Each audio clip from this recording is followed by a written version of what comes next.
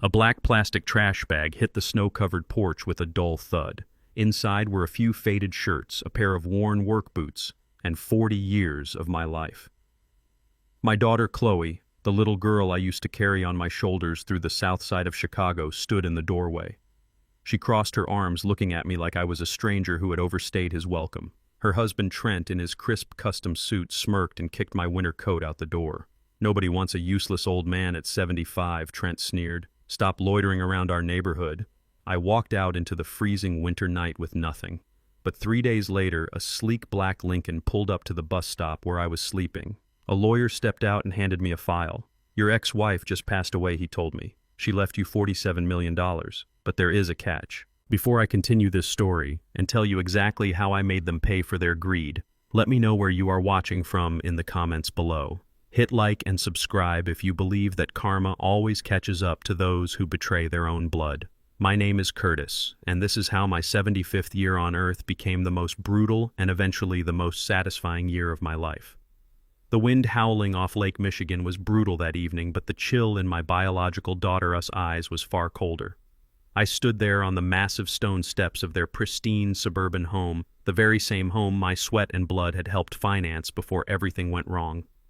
Trent stood slightly in front of Chloe, assuming the posture of a protector, though we both knew he was the predator in this situation. He adjusted the cuffs of his expensive tailored shirt, looking down his nose at me. "Your construction company went under, old man Trent," mocked his voice, dripping with venom and elitist arrogance. "You are a liability now, a bankrupt empty shell. You have no money, no business, and no place here." I stared at him, my jaw clenched so tight my teeth ached.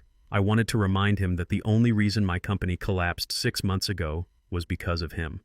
Trent, with his slick Wall Street vocabulary and fake promises of expanding my business, had manipulated me.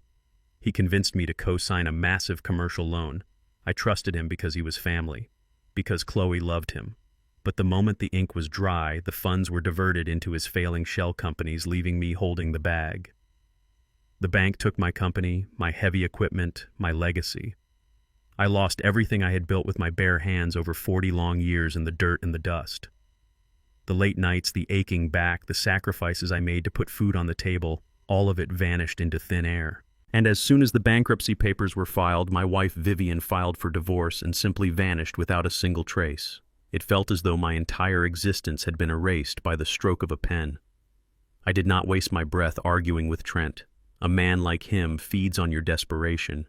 He thrives on making others feel small so he can feel large. Instead, I looked past his smug face and locked eyes with Chloe, my beautiful daughter. The girl I had worked 16-hour shifts for, breathing in concrete dust and fiberglass just so I could buy her that $500 prom dress she cried for. I remembered teaching her how to ride a bicycle in the alley behind our old apartment. I remembered working weekends just to pay her college tuition so she would never have to struggle the way I did.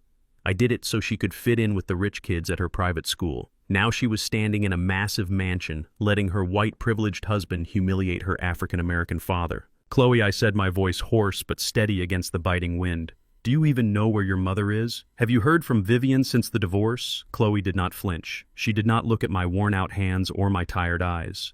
She sneered, her face contorting into a mask of pure disgust. "She divorced you so she would not have to feed a bankrupt loser." Chloe snapped, her words cutting deeper than any physical blade ever could. "She probably left the state to get away from your mess. Figure it out yourself, Dad. We are done paying for your failures." I stood perfectly still. I did not beg. I did not cry. I simply bent down and picked up the black trash bag containing my meager belongings. Trent laughed, a sharp, cruel sound that echoed in the quiet suburban street. "Enjoy the snow, old man," he said. Then he slammed the heavy oak door right in my face. I heard the deadbolt click. That metallic click was the final sound of my family shattering into pieces. For a man of 75, the streets of Chicago in the dead of winter are a swift death sentence. I had no money for a warm motel room. My bank accounts were either frozen or drained entirely. My phone had been cut off weeks ago. I walked for hours, dragging my trash bag, my boots crunching heavily against the icy pavement. I eventually found an old bus stop shelter with shattered glass on one side. It offered minimal protection from the biting wind, but it was all the shelter I had in the world. I sat on the freezing metal bench, pulling my thin coat tighter around my aching shoulders. The first night was pure agony. My joints ached from the damp cold. My chest felt completely hollow and my mind raced with painful memories. I thought about Vivien. We had been married for 40 years. She was a practical, fiercely intelligent woman who always kept our family grounded. When she handed me the divorce papers out of nowhere and disappeared right after my bankruptcy, I thought the betrayal would literally kill me. I could not understand how the woman who held my hand through 4 decades of struggle could just walk away when the foundation crumbled. I thought she had simply abandoned ship when the money ran dry. It broke my heart in ways I could not even describe to another living soul. The second night was significantly worse. Hunger gnawed at my stomach, a sharp, twisting pain that made my hands shake uncontrollably. People walked past me in the morning rush, looking away, purposely avoiding eye contact. To them, I was just another invisible ghost on the streets of the city, another broken old man who had lost his way. They did not see the master contractor who had poured the concrete foundations for the very office buildings they worked in. They just saw a piece of trash sitting on a bench. By the third night, utter exhaustion had seeped deep into my bones. The temperature had dropped well below freezing. I was huddled in the corner of the bus stop, my breath forming thick white clouds in the dark, icy air. My eyes were half closed, my body growing numb, slowly giving in to the dangerous, seductive sleep of severe hypothermia. I felt my heartbeat slowing down, resigning myself to the fact that this might be my final night on Earth. Suddenly, a dark shadow loomed over me. The foul stench of cheap liquor and stale cigarette smoke hit my nose before I even opened my tired eyes. I looked up and saw a rugged, desperate-looking man standing over me. His eyes were wild, bloodshot, and frantic. In his right hand he held a rusted pocket knife, the dull blade reflecting the dim yellow light of the street lamp above us. "Give it up, old man," the thug slurred, pointing the blade directly at my chest. "Hand over the watch." He was looking eagerly at my left wrist. I was wearing a vintage mechanical watch, a beautiful gift from Vivien on our 20th wedding anniversary. It was scuffed and old now, but it was the absolute only thing of value I had left in this cold world. I slowly pulled my arm back, my tired muscles tensing in preparation for a fight I knew I could not win. I told him quietly that I had nothing for him. He lunged forward, shouting a curse, raising the knife high to slash at my arm. I braced myself for the sharp impact, but it never came. Before the rusted blade could even graze my sleeve, a heavy, sickening thud echoed through the freezing night. The thug was yanked backward as if he had been hit by a massive freight train. 2 giant men, towering and broad-shouldered, both dressed in immaculate, tailored black suits, had appeared completely out of the shadows. One of them grabbed the thug by the collar of his dirty jacket and slammed him brutally against the frosted brick wall of the building behind the bus stop. The pocket knife clattered harmlessly onto the icy pavement. The thug scrambled to his feet in sheer terror and ran off into the darkness, gasping for air. I stayed frozen on the metal bench, clutching my trash bag, breathing heavily. The 2 men in suits did not say a single word to me. They simply stepped aside, forming a clear path. That was when I saw it. A sleek, flawless, black Lincoln town car glided silently to the curb, its heavy tires crunching softly against the fresh snow. The tinted rear window slowly rolled down, revealing a face I had never seen before. It was an older gentleman, impeccably groomed, wearing an expensive wool overcoat with a sharp, calculating gaze that seemed to pierce right through the freezing night air. He opened the heavy car door and stepped out onto the snowy pavement, holding a thick, leather-bound legal file in his gloved hands. He walked directly toward me, his expensive leather shoes ignoring the slush and ice. He looked down at me not with pity, but with a strange, intense respect. "Mr. Curtis," the man said, his voice calm and authoritative. "My name is Sterling. I am an attorney. I have been looking for you for 3 days. It is time for you to come inside." A black plastic trash bag hit the snow-covered porch with a dull thud. Inside were a few faded shirts, a pair of worn work boots, and 40 years of my life. My daughter Chloe, the little girl I used to carry on my shoulders through the south side of Chicago, stood in the doorway. She crossed her arms, looking at me like I was a stranger who had overstayed his welcome. Her husband Trent, in his crisp custom suit, smirked and kicked my winter coat out the door. "Nobody wants a useless old man at 75, Trent sneered. "Stop loitering around our neighborhood." I walked out into the freezing winter night with nothing.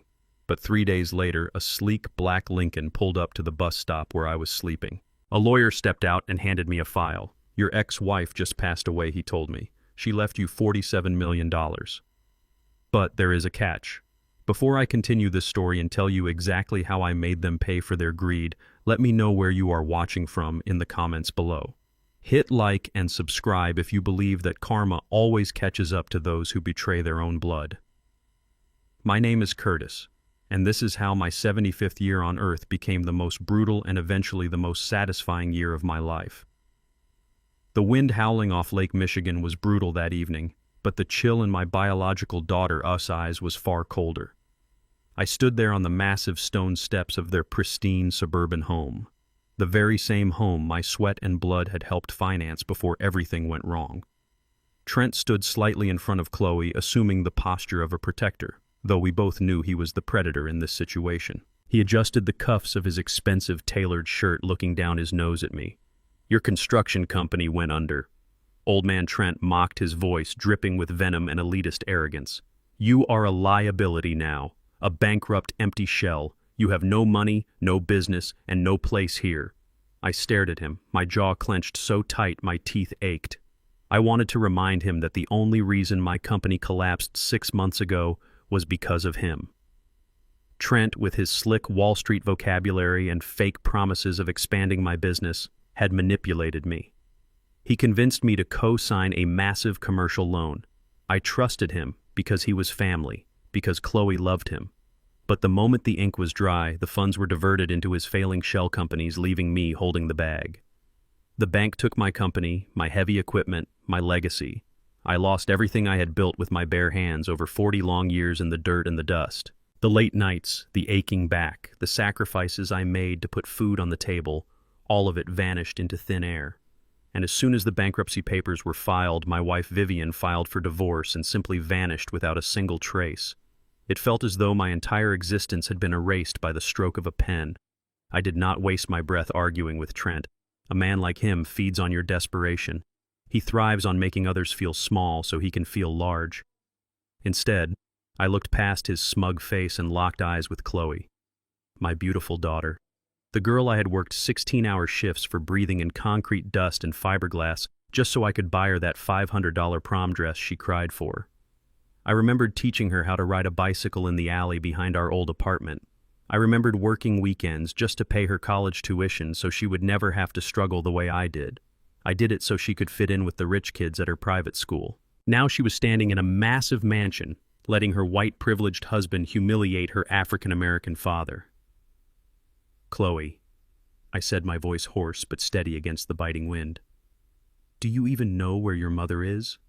Have you heard from Vivien since the divorce?" Chloe did not flinch. She did not look at my worn-out hands or my tired eyes. She sneered, her face contorting into a mask of pure disgust. "She divorced you so she would not have to feed a bankrupt loser." Chloe snapped, her words cutting deeper than any physical blade ever could. "She probably left the state to get away from your mess. Figure it out yourself, Dad. We are done paying for your failures." I stood perfectly still. I did not beg. I did not cry. I simply bent down and picked up the black trash bag containing my meager belongings. Trent laughed, a sharp, cruel sound that echoed in the quiet suburban street. "Enjoy the snow, old man," he said. Then he slammed the heavy oak door right in my face. I heard the deadbolt click. That metallic click was the final sound of my family shattering into pieces. For a man of 75, the streets of Chicago in the dead of winter are a swift death sentence. I had no money for a warm motel room. My bank accounts were either frozen or drained entirely. My phone had been cut off weeks ago. I walked for hours dragging my trash bag, my boots crunching heavily against the icy pavement. I eventually found an old bus stop shelter with shattered glass on one side. It offered minimal protection from the biting wind, but it was all the shelter I had in the world. I sat on the freezing metal bench, pulling my thin coat tighter around my aching shoulders. The first night was pure agony.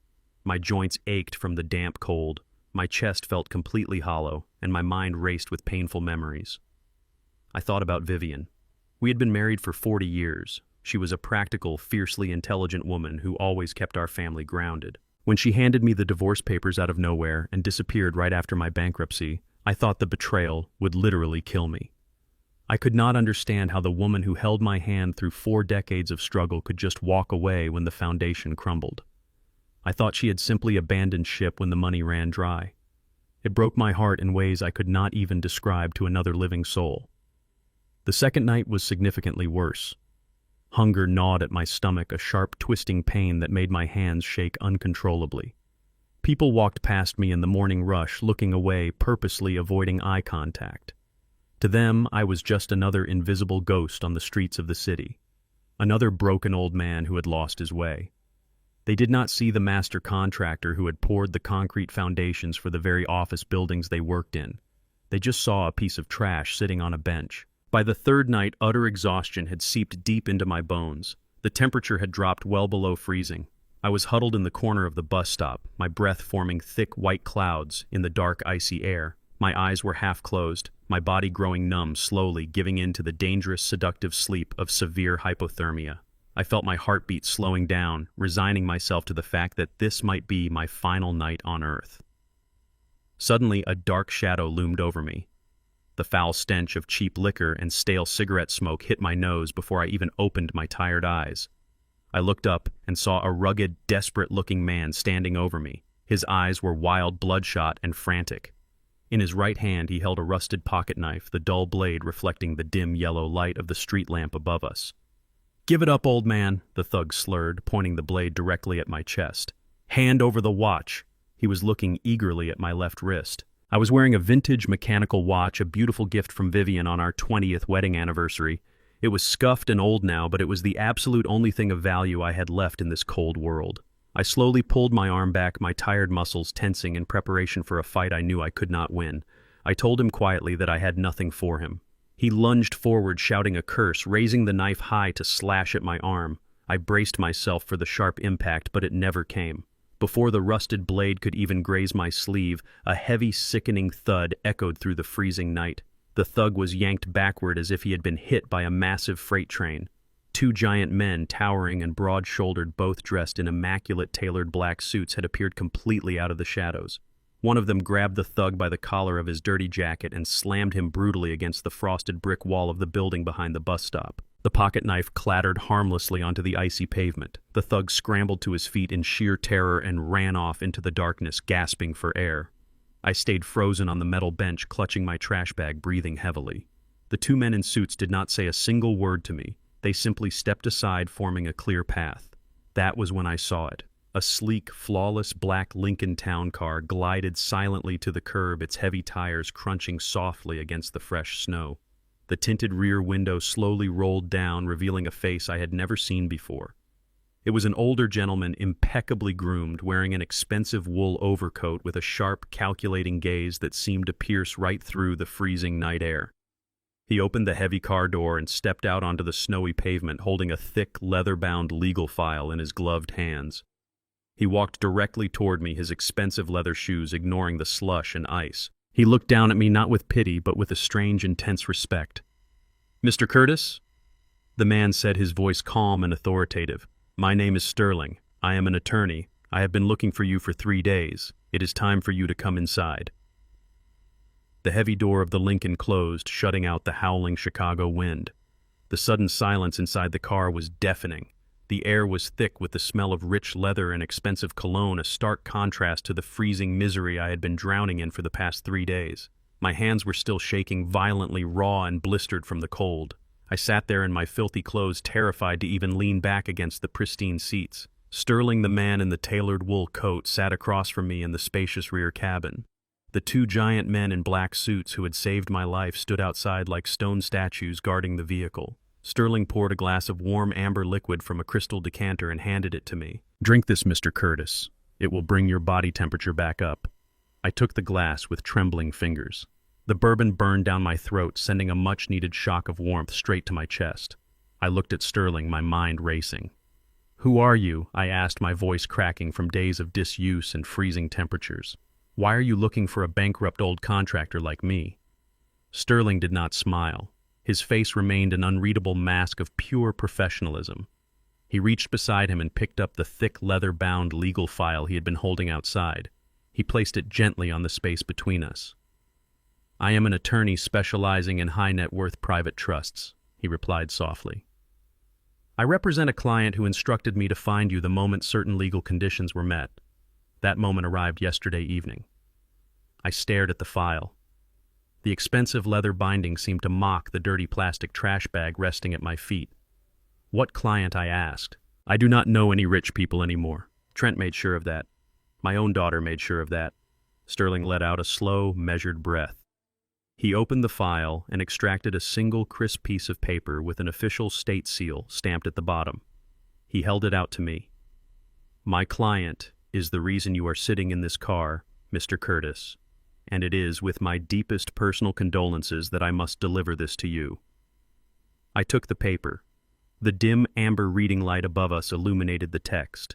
My eyes scanned the formal black letters, and suddenly the remaining warmth in my body completely vanished. It was a certificate of death. The name printed across the top line struck me harder than any physical blow I had ever endured. Vivien Vance, my wife, the woman I had loved for 40 years, the woman who had abruptly served me with divorce papers the exact same week I lost my construction company and filed for bankruptcy. She was dead. I could not breathe. The walls of the luxury car felt like they were closing in on me.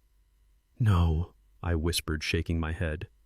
No, this has to be a mistake. She just left me 6 months ago. She packed her bags and walked out the door because I was broke. She hated me for losing the business. Sterling leaned forward, his piercing eyes locking onto mine. She never hated you, Mr. Curtis. She loved you more fiercely than anyone could possibly comprehend. Vivien did not leave you because you lost your money. She left you because she was dying. The words hung in the air, heavy and suffocating. Dying, I repeated, my voice hollow. What do you mean she was dying? She had stage 4 pancreatic cancer. Sterling explained, his tone gentle but firm. She found out exactly 1 week before Trent manipulated you into signing that disastrous commercial loan. The doctors told her she had less than 6 months to live. I sat frozen, trying to process the magnitude of what he was telling me. Vivien knew she was dying, and she chose to spend her final months away from me. Why would she do that? I asked, tears finally breaking through my tired eyes, tracking through the dirt on my face. Why would she divorce me and disappear to die alone? To protect you, Sterling said simply. He reached into the file and pulled out a stack of dense financial documents. Your son-in-law, Trent, is not just an arrogant Wall Street broker. He is a predator.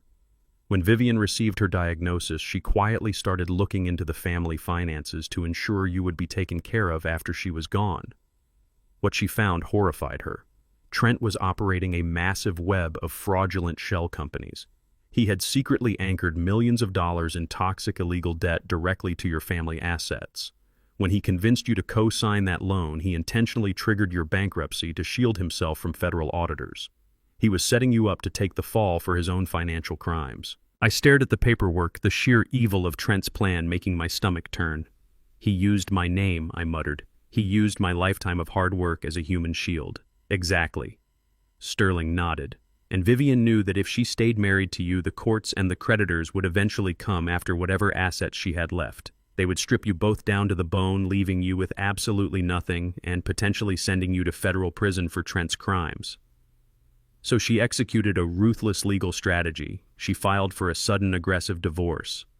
By making it look like a bitter separation over your bankruptcy, she created an impenetrable legal firewall between her assets and your newly acquired liabilities. She made herself look like the villain so the creditors would leave her alone and so Trent would think he had successfully ruined you. My chest heaved with agonizing sobs. I had spent the last 6 months hating her. I had slept on park benches cursing her name, believing she had abandoned me for being poor. All the while, my beautiful, brilliant Vivien was fading away in a lonely hospice room, suffering through unimaginable pain entirely by herself, just to keep me safe from a monster. She died yesterday morning, Sterling said softly, letting me cry. Her final instruction to me was to find you immediately. She wanted me to tell you that she was sorry for the pain the divorce caused you, but it was the only way to save your future. I wiped my face with my dirty sleeve, my heart broken into a million jagged pieces. But I have no future, I told him bitterly. Trent and Chloe threw me out into the snow. I have no house. I have no business. I have no family left. Chloe looked me right in the eye and told me to figure it out. She chose her husband over her own father. Sterling watched me for a long moment. Then he reached down to the floor of the car and lifted a sleek, heavy leather briefcase. He placed it gently on my lap. The locks clicked open with a sharp, precise sound. "You are wrong about having no future," Mr. Curtis Sterling said, his voice dropping to a serious, commanding register. Vivien was a remarkably intelligent woman. Before she filed for divorce, she quietly liquidated all of her hidden offshore investments accounts, even you did not know existed.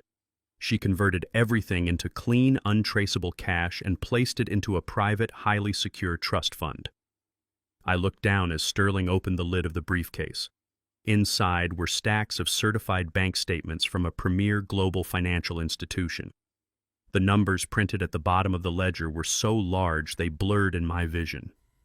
"She left you $47 million, Sterling stated, his face stone cold. "Clean, untouched, and perfectly legal. It is entirely yours." I stopped breathing. My eyes darted from the staggering numbers on the paper to Sterling's serious face. $47 million. I was sitting in a luxury car, starving, shivering, wearing boots wrapped in duct tape, holding papers that made me richer than any man I had ever met. It was impossible to comprehend. "With this money," Sterling continued, "you can buy back your company 10 times over. You can live out the rest of your days in absolute luxury. You can crush Trent in any courtroom in the country. Vivien designed this trust specifically to give you the ultimate power to rebuild your life." I reached out, my trembling fingers grazing the heavy paper of the bank statements. I could not believe it. Vivien had orchestrated the most brilliant, heartbreaking rescue mission I had ever heard of. I looked up at Sterling, feeling a surge of overwhelming gratitude and sudden intoxicating power. "Thank you," I whispered. "Thank you for finding me. I will use this to get my life back today. I need to get out of the cold. I need to get a room, a hot meal, and a good lawyer to go after Trent." Before I could even finish my sentence, Sterling reached out and firmly closed the briefcase, snapping the lock shut. The sound echoed loudly in the quiet car. My heart sank. "What are you doing?" I asked, confusion washing over me. Sterling leaned back, his eyes narrowing. "You did not let me finish, Mr. Curtis. I said the money is entirely yours. However, you cannot touch a single penny of it today, nor tomorrow. In fact, you cannot access this wealth for exactly 30 days. I stared at him, completely baffled. "Why? If Vivien left it for me, why do I have to wait? I am freezing to death out here." "Because there is a catch," Sterling said, his voice devoid of any emotion. "A very specific, non-negotiable condition written into the ironclad rules of the trust by Vivien herself." "What condition?" I demanded, my frustration rising. Sterling leaned in closer, the atmosphere in the car growing incredibly tense. Vivien knew Trent was a greedy, arrogant predator. She also knew that Chloe had become utterly blinded by his toxic influence, turning her back on the father who sacrificed everything for her. Vivien wanted to ensure that Trent fell into a trap of his own making. The primary estate she left behind, the massive mansion they have been eyeing for years, is a Trojan horse. It is rigged. But for the trap to spring, Trent and Chloe must eagerly and legally claim it without any interference. I listened intently, the brilliant machinery of Vivien's mind starting to reveal itself. Therefore, Sterling continued, "Your instructions are absolute. You must remain exactly as you are right now. You must continue to be homeless for the next 30 days. You must sleep on the streets, wear these dirty clothes, and play the part of the broken, defeated old man. You must let Trent and Chloe step over you. You must let them humiliate you. You must let them claim the main estate, thinking they have won everything." I looked down at my blistered hands. 30 days of misery. 30 days of letting my own daughter treat me like garbage while I secretly held the keys to an empire. It sounded like torture. "But that is not the hardest part," Sterling said, his voice dropping to a dangerous whisper. "The most important rule of Vivien's trust is this. She knew you have a soft heart for your daughter. She knew that when the trap finally snaps shut on Trent, and their entire world comes crashing down, Chloe will come crying to you. She will beg you to save her." I swallowed hard, imagining my little girl in pain. "If you break character before the 30 days are up," Sterling warned, "or if you soften your heart and give your daughter even one single dollar to save her from the ruin she chose, the trust is instantly revoked. Every last cent of the $47 million will be automatically transferred to a wildlife conservation charity. You will be left with absolutely nothing, and Trent will walk away unpunished. No exceptions. No second chances." The gravity of the condition settled heavily onto my shoulders. Vivien was forcing me to do the hardest thing a father could ever do. She was forcing me to let my daughter fall all the way to the bottom so she could learn the ultimate lesson. She was testing my resolve to cut the cancer out of my family. Sterling picked up the briefcase and rested his hand on the door handle. "It is a brutal game, Mr. Curtis, but it is the only way to destroy the monster who ruined you and to wake up the daughter who betrayed you. The choice is yours." I looked out the tinted window at the freezing, snow-covered street where I had almost died an hour ago. I thought about Trent's arrogant smirk. I thought about Chloe throwing my coat into the snow. I thought about Vivien dying alone just to give me this one chance at ultimate justice. I turned back to the lawyer, my sadness transforming into cold, hardened steel. I wiped the remaining dirt from my face and sat up straight. Sterling leaned in, his eyes locked on mine. 30 days of hell for an empire of justice. Do we have a deal? I looked at the briefcase, then directly into Sterling's eyes. "I survived 40 years of concrete dust and broken bones," I said quietly. "I can survive 30 days of acting. We have a deal." The warmth of the black Lincoln town car faded the second I stepped back out into the freezing Chicago wind. I had accepted the terms. $47 million waiting for me, but only if I survived 30 days in hell. Only if I let the people who threw me away believe they had won. I wrapped my torn coat tighter around my aching shoulders and walked back to the shattered bus stop. The sun was just beginning to rise, casting a pale, cold light over the snow-covered streets. I looked down at my hands. They were calloused, scarred from decades of pouring concrete and lifting steel. Now I had to use them to build the greatest trap of my life. I slumped onto the icy metal bench and pulled my hood over my head. The morning rush started. People walked past me, their eyes fixed firmly ahead, pretending the old homeless African-American man did not exist. I let my head droop. I let my shoulders sag. I was no longer Curtis, the master contractor. I was a broken, defeated old man. I had to play the part perfectly. The harsh screech of expensive ceramic brakes shattered the morning silence. A silver Porsche Macan jerked to a halt right at the curb, its tires splashing a thick layer of dirty gray slush onto the sidewalk mere inches from my worn-out boots.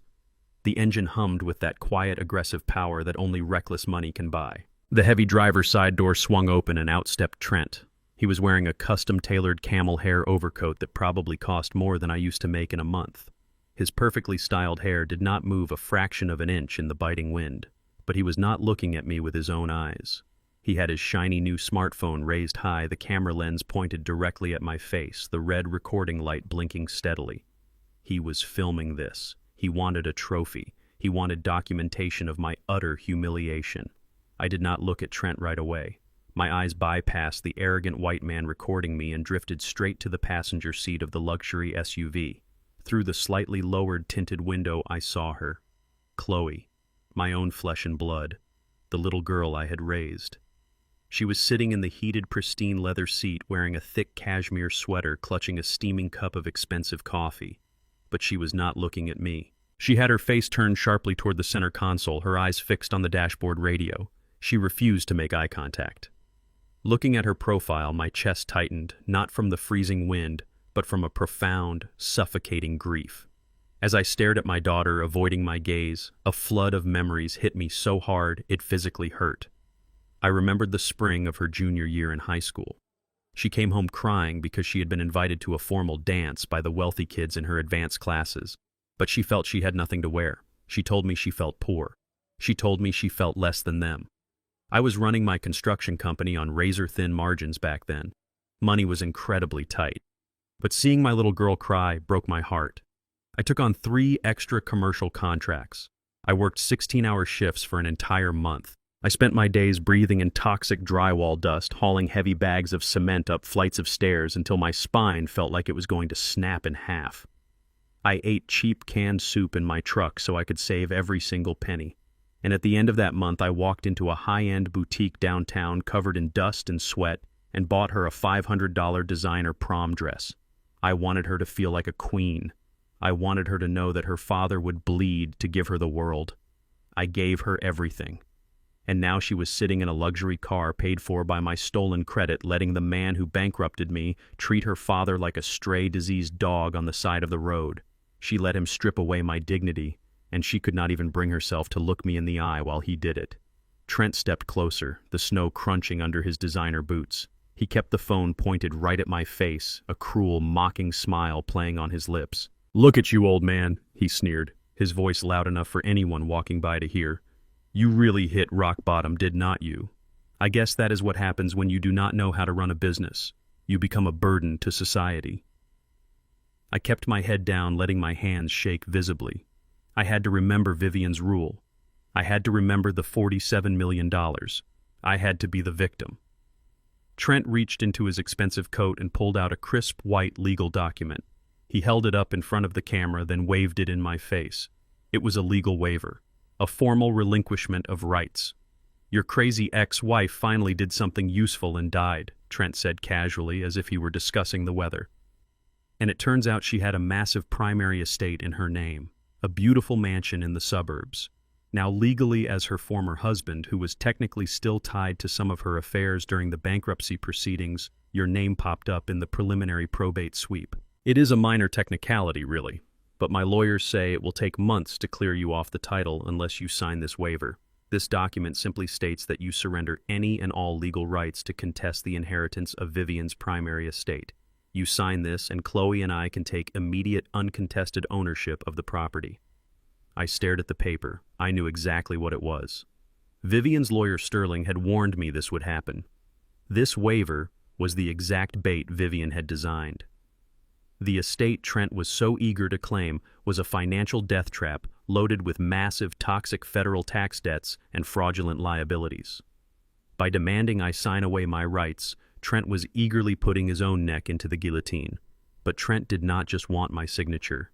He wanted to break my spirit. He wanted to capture my absolute defeat on camera for his own twisted entertainment. Trent reached into his pocket with his free hand and pulled out his leather wallet. He extracted a crisp, brand-new $100 bill. He held it up to the camera lens, making sure the recording captured the money clearly. Then he looked down at me, his eyes gleaming with malicious joy. He did not hand the money to me. Instead, he opened his fingers and deliberately dropped the crisp $100 bill right into a deep, freezing puddle of dirty gray snow slush at the edge of the curb. The green paper soaked up the filthy, icy water instantly. "Pick it up," Old Man Trent commanded, his voice dripping with absolute superiority. "Pick it up. Buy some hot soup so you do not freeze to death out here, and sign the paper." Every single muscle in my body tensed. The blood roared in my ears.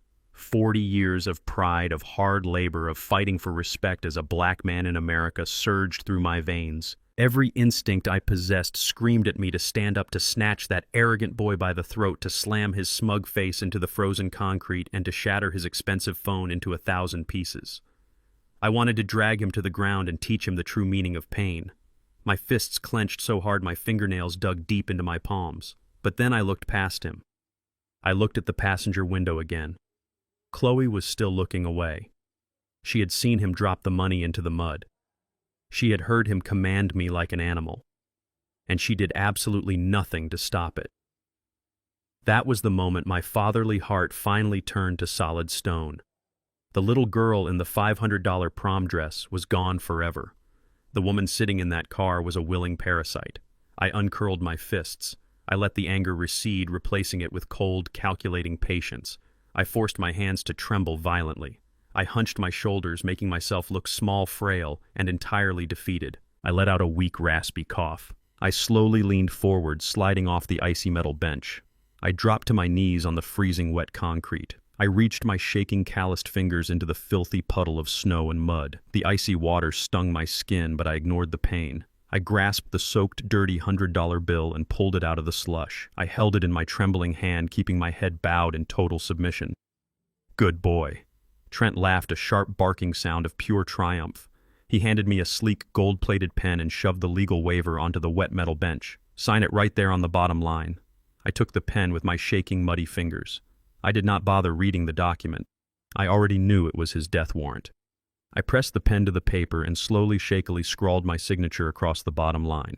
I relinquished my rights to the estate. I handed the paper and the pen back to him, keeping my eyes fixed firmly on the ground. Trent snatched the paper from my hand, inspecting the signature with a wide, victorious grin. "Perfect," he said, turning the camera back to himself. "Just doing some charity work today, folks, helping out the less fortunate." He ended the recording and slipped the phone into his coat pocket. He looked down at me one last time, his face twisting into a mask of pure disgust. "Do not spend that $100 all in one place, you pathetic loser, and if I see you anywhere near my new mansion, I will have the police arrest you for trespassing." Trent turned on his heel, his expensive boots crunching on the snow, and climbed back into the driver's seat of the Porsche. He slammed the door. The engine roared to life. He threw the car into drive and sped off down the street, the rear tires kicking up a fresh wave of dirty slush that splashed against my boots. I stayed on my knees for a long moment, listening as the roar of the engine faded into the distance. The street grew quiet again. The freezing wind whipped around the bus stop. Slowly, the trembling in my hands stopped entirely. My shoulders straightened. I stood up from the icy pavement, my posture no longer frail or defeated. I wiped the freezing mud from my knees. I looked down at the soaked, filthy $100 bill in my hand. I did not throw it away. I carefully wiped the mud off the green paper, smoothing out the creases, flattening it perfectly between my heavy fingers. This dirty bill was not a symbol of my humiliation. It was the physical proof of my daughter's final betrayal. It was the receipt for the lesson I was about to teach them. I folded the wet bill carefully and placed it deep inside the inner pocket of my torn winter coat. I would keep it safe. I would save it for the exact moment the entire world came crashing down on their heads. As I stood there in the freezing Chicago morning, breathing in the sharp, icy air, a sudden buzzing sound broke the silence. I reached deep into my other pocket and pulled out the cheap, prepaid burner phone that lawyer Sterling had given me the night before. The small screen glowed brightly against the gray morning light. I opened the unread text message. It was a single line of text from Sterling. "They just filed the waiver at the bank. The countdown has started. The bomb is ticking." I closed the phone and slipped it back into my pocket. A slow, chilling smile spread across my face. The trap had been successfully sprung. They thought they had just secured a fortune, but all they had really done was lock the doors to their own prison. The clock was running, and I was going to enjoy every single second of their impending destruction. A black plastic trash bag hit the snow-covered porch with a dull thud. Inside were a few faded shirts, a pair of worn work boots, and 40 years of my life. My daughter Chloe, the little girl I used to carry on my shoulders through the south side of Chicago, stood in the doorway. She crossed her arms, looking at me like I was a stranger who had overstayed his welcome. Her husband, Trent, in his crisp custom suit, smirked and kicked my winter coat out the door. "Nobody wants a useless old man at 75, Trent sneered. "Stop loitering around our neighborhood." I walked out into the freezing winter night with nothing. But 3 days later, a sleek black Lincoln pulled up to the bus stop where I was sleeping. A lawyer stepped out and handed me a file. "Your ex-wife just passed away," he told me. "She left you $47 million, but there is a catch." Before I continue this story and tell you exactly how I made them pay for their greed, let me know where you are watching from in the comments below. Hit like and subscribe if you believe that karma always catches up to those who betray their own blood. My name is Curtis, and this is how my 75th year on Earth became the most brutal and eventually the most satisfying year of my life. 15 days had passed since I picked that muddy $100 bill out of the freezing Chicago slush. 15 days of sleeping on park benches and eating cold soup from tin cans while my body ached from the winter chill. I watched from the shadows as Trent and Chloe moved their expensive furniture into Vivien's luxurious suburban estate. The trap had been set, and Trent was marching right into it with a blind, arrogant smile on his face. Tonight he was hosting a massive networking gala to celebrate his newfound wealth. He was pitching a brand new investment fund to the Wall Street elites of the city, using my dead wife's estate as his ultimate showpiece of success. I knew I had to be inside that house tonight. I needed to see his arrogance at its absolute peak. I walked to the service entrance around the back of the estate, blending in with the chaotic rush of catering staff and event planners.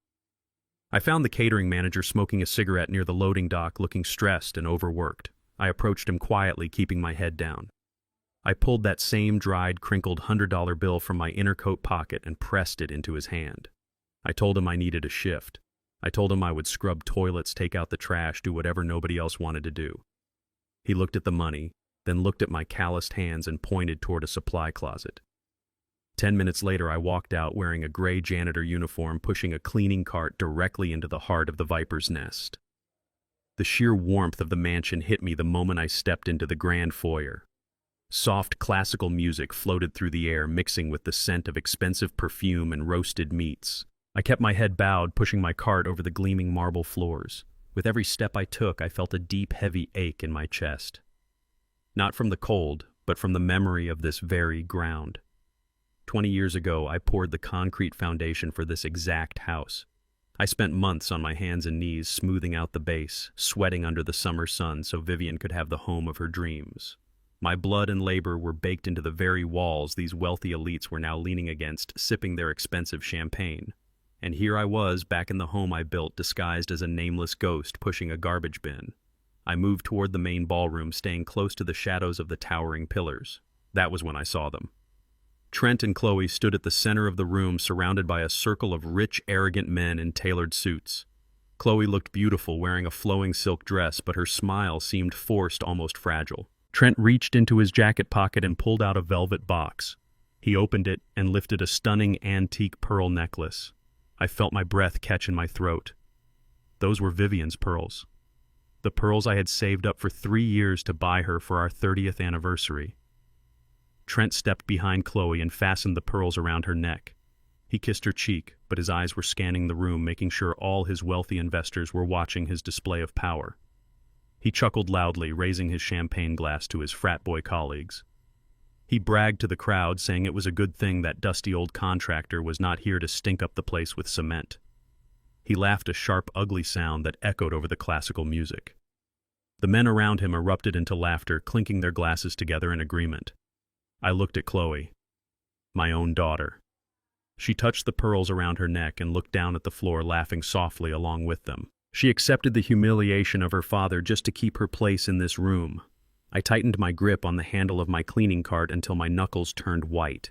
I swallowed the rage burning in my throat and slowly pushed my cart away from the ballroom, heading down the quiet hallway toward the private study. The hallway was empty, the heavy oak doors of the study slightly ajar. I stopped my cart near the doorway to empty a small trash bin, moving as quietly as a shadow. Through the narrow crack in the door, I heard Trent's voice. He was not talking to a room full of investors anymore. His voice was low, intimate, and completely stripped of the fake charm he used with Chloe. He was on the phone. I leaned slightly closer to the heavy wooden door, straining to catch every word. Trent was talking to a woman, his mistress. He laughed a dark, cruel laugh. He told her not to worry about Chloe. He called my daughter a temporary stepping stone, a clueless pawn who was too busy playing house to realize what was actually happening. Then Trent revealed the master plan that made my blood run ice cold. He bragged to his mistress that the investment fund he was pitching tonight was nothing but a smokescreen. He explained that he was taking out massive high-interest collateral loans against Vivien's entire estate. He was leveraging every single brick of the house, every piece of jewelry, every asset attached to the property. He told the woman on the phone that by the end of the month he was going to wire all the liquid cash directly into an untraceable offshore account in the Cayman Islands. He promised her that once the money was safely transferred, he was booking a one-way private flight for the two of them. He was going to abandon Chloe completely. He planned to leave my daughter sitting alone in this massive mansion, holding the bag for millions of dollars in fraudulent debt when the banks finally came knocking to foreclose on the property. I stood frozen in the hallway, the plastic trash bag crinkling slightly in my trembling hands. Trent was not just greedy. He was a pure, calculating sociopath. He was planning to destroy Chloe's entire life and leave her to rot in federal prison for his financial crimes. For a fleeting second, the instinct of a father flared up inside me. I wanted to kick the door open, drag him by his expensive silk tie, and beat the truth out of him in front of the entire party. But then Vivien's voice echoed in my mind. I remembered the $47 million. I remembered the rule. I could not save Chloe from the mess she chose. If I intervened now, Trent would escape, and the ultimate trap Vivien had set would be ruined. Trent was busy building his own execution chamber. I had to let him finish. I quietly backed away from the study door, threw the trash bag into my cart, and made my way back toward the grand foyer. The party was reaching its peak. The music was louder, the guests were heavily intoxicated, and the air was thick with the arrogant laughter of people who thought they owned the world. I kept my head down, pushing my cart along the edge of the room, waiting for the night to end so I could return to the freezing streets. Suddenly, a loud crash shattered the elegant atmosphere of the room.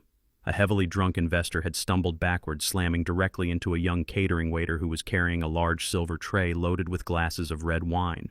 The tray flipped backward. The dark red liquid splashed violently through the air, raining down directly onto Trent's immaculate, custom-tailored trousers and completely soaking his expensive Italian leather shoes. The music seemed to stop. The entire room went dead silent. Trent looked down at his ruined shoes, his face turning a dangerous, violent shade of red.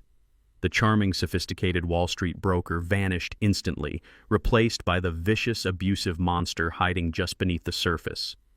The young waiter, barely out of high school, dropped to his knees in sheer panic, desperately trying to wipe the wine off Trent's shoes with a cloth napkin, apologizing over and over again with a trembling voice.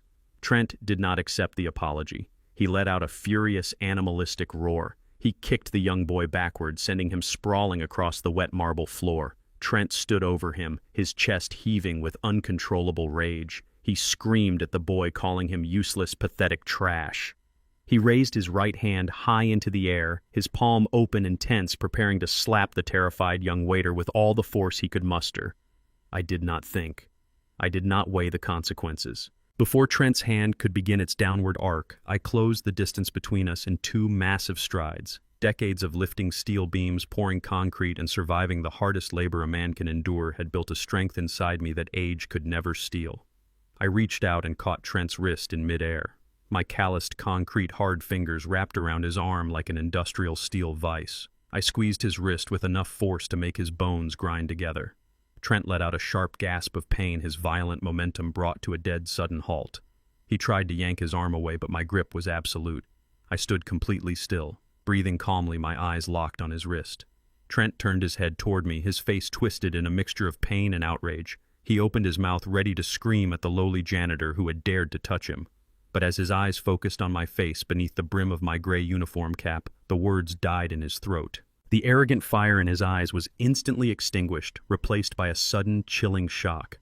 He stared at the deep lines on my face, the scar on my chin, and the fierce, unyielding glare in my dark eyes. He stopped struggling. The crowded ballroom around us held its collective breath. Trent realized exactly whose hand was crushing his wrist. He recognized me. A black plastic trash bag hit the snow-covered porch with a dull thud. Inside were a few faded shirts, a pair of worn work boots, and 40 years of my life. My daughter Chloe, the little girl I used to carry on my shoulders through the south side of Chicago, stood in the doorway. She crossed her arms, looking at me like I was a stranger who had overstayed his welcome. Her husband Trent, in his crisp custom suit, smirked and kicked my winter coat out the door. "Nobody wants a useless old man at 75, Trent sneered. "Stop loitering around our neighborhood." I walked out into the freezing winter night with nothing. But 3 days later, a sleek black Lincoln pulled up to the bus stop where I was sleeping. A lawyer stepped out and handed me a file. "Your ex-wife just passed away," he told me. "She left you $47 million. But there is a catch. Before I continue this story and tell you exactly how I made them pay for their greed, let me know where you are watching from in the comments below. Hit like and subscribe if you believe that karma always catches up to those who betray their own blood. My name is Curtis, and this is how my 75th year on Earth became the most brutal and eventually the most satisfying year of my life. The music in the grand ballroom died down completely. The only sound left was the sharp intake of breath from the wealthy guests standing around us. My calloused hand was still locked around Trent's wrist. I could feel his pulse hammering against my palm, a frantic and erratic rhythm of pure panic. For a single second, I saw genuine fear in his eyes. He was a man who played with invisible money on computer screens all day. He had never known a day of hard physical labor. He had never felt the crushing weight of a concrete block or the sting of a rusted nail. My grip was a harsh reminder of the real world, a world where men like me broke our backs to build the mansions men like him stole. But the fear in his eyes only lasted for a moment. As soon as he realized who I was beneath the gray janitor cap, his panic twisted into absolute disgust. He yanked his arm back violently.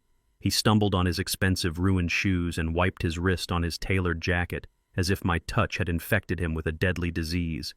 He backed away, pointing a shaking finger directly at my face. He yelled for the security guards. His voice echoed off the high vaulted ceilings of the estate, the very ceilings I had paid for decades ago. He told the crowd to look at me. He announced to the room full of millionaires and Wall Street brokers that I was his pathetic, bankrupt father-in-law. He did not lower his voice.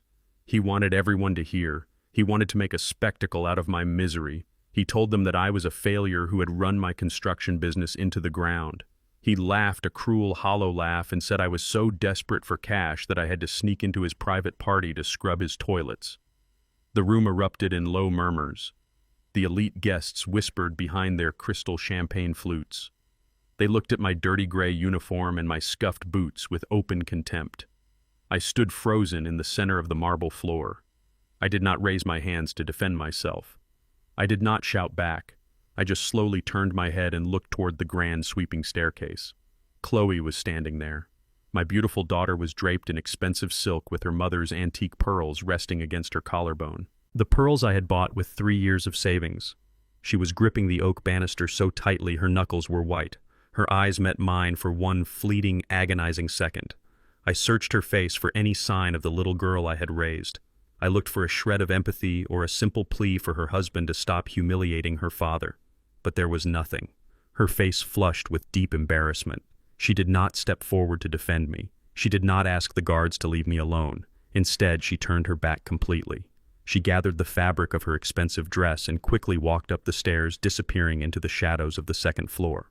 She chose the comfort of her stolen luxury over the father who had bled for her. That was the final nail in the coffin of my fatherly guilt. Any lingering doubt I had about ruining her life vanished into the cold Chicago air. I let out a slow, measured breath. My broad shoulders slumped forward intentionally. I let my hands tremble at my sides.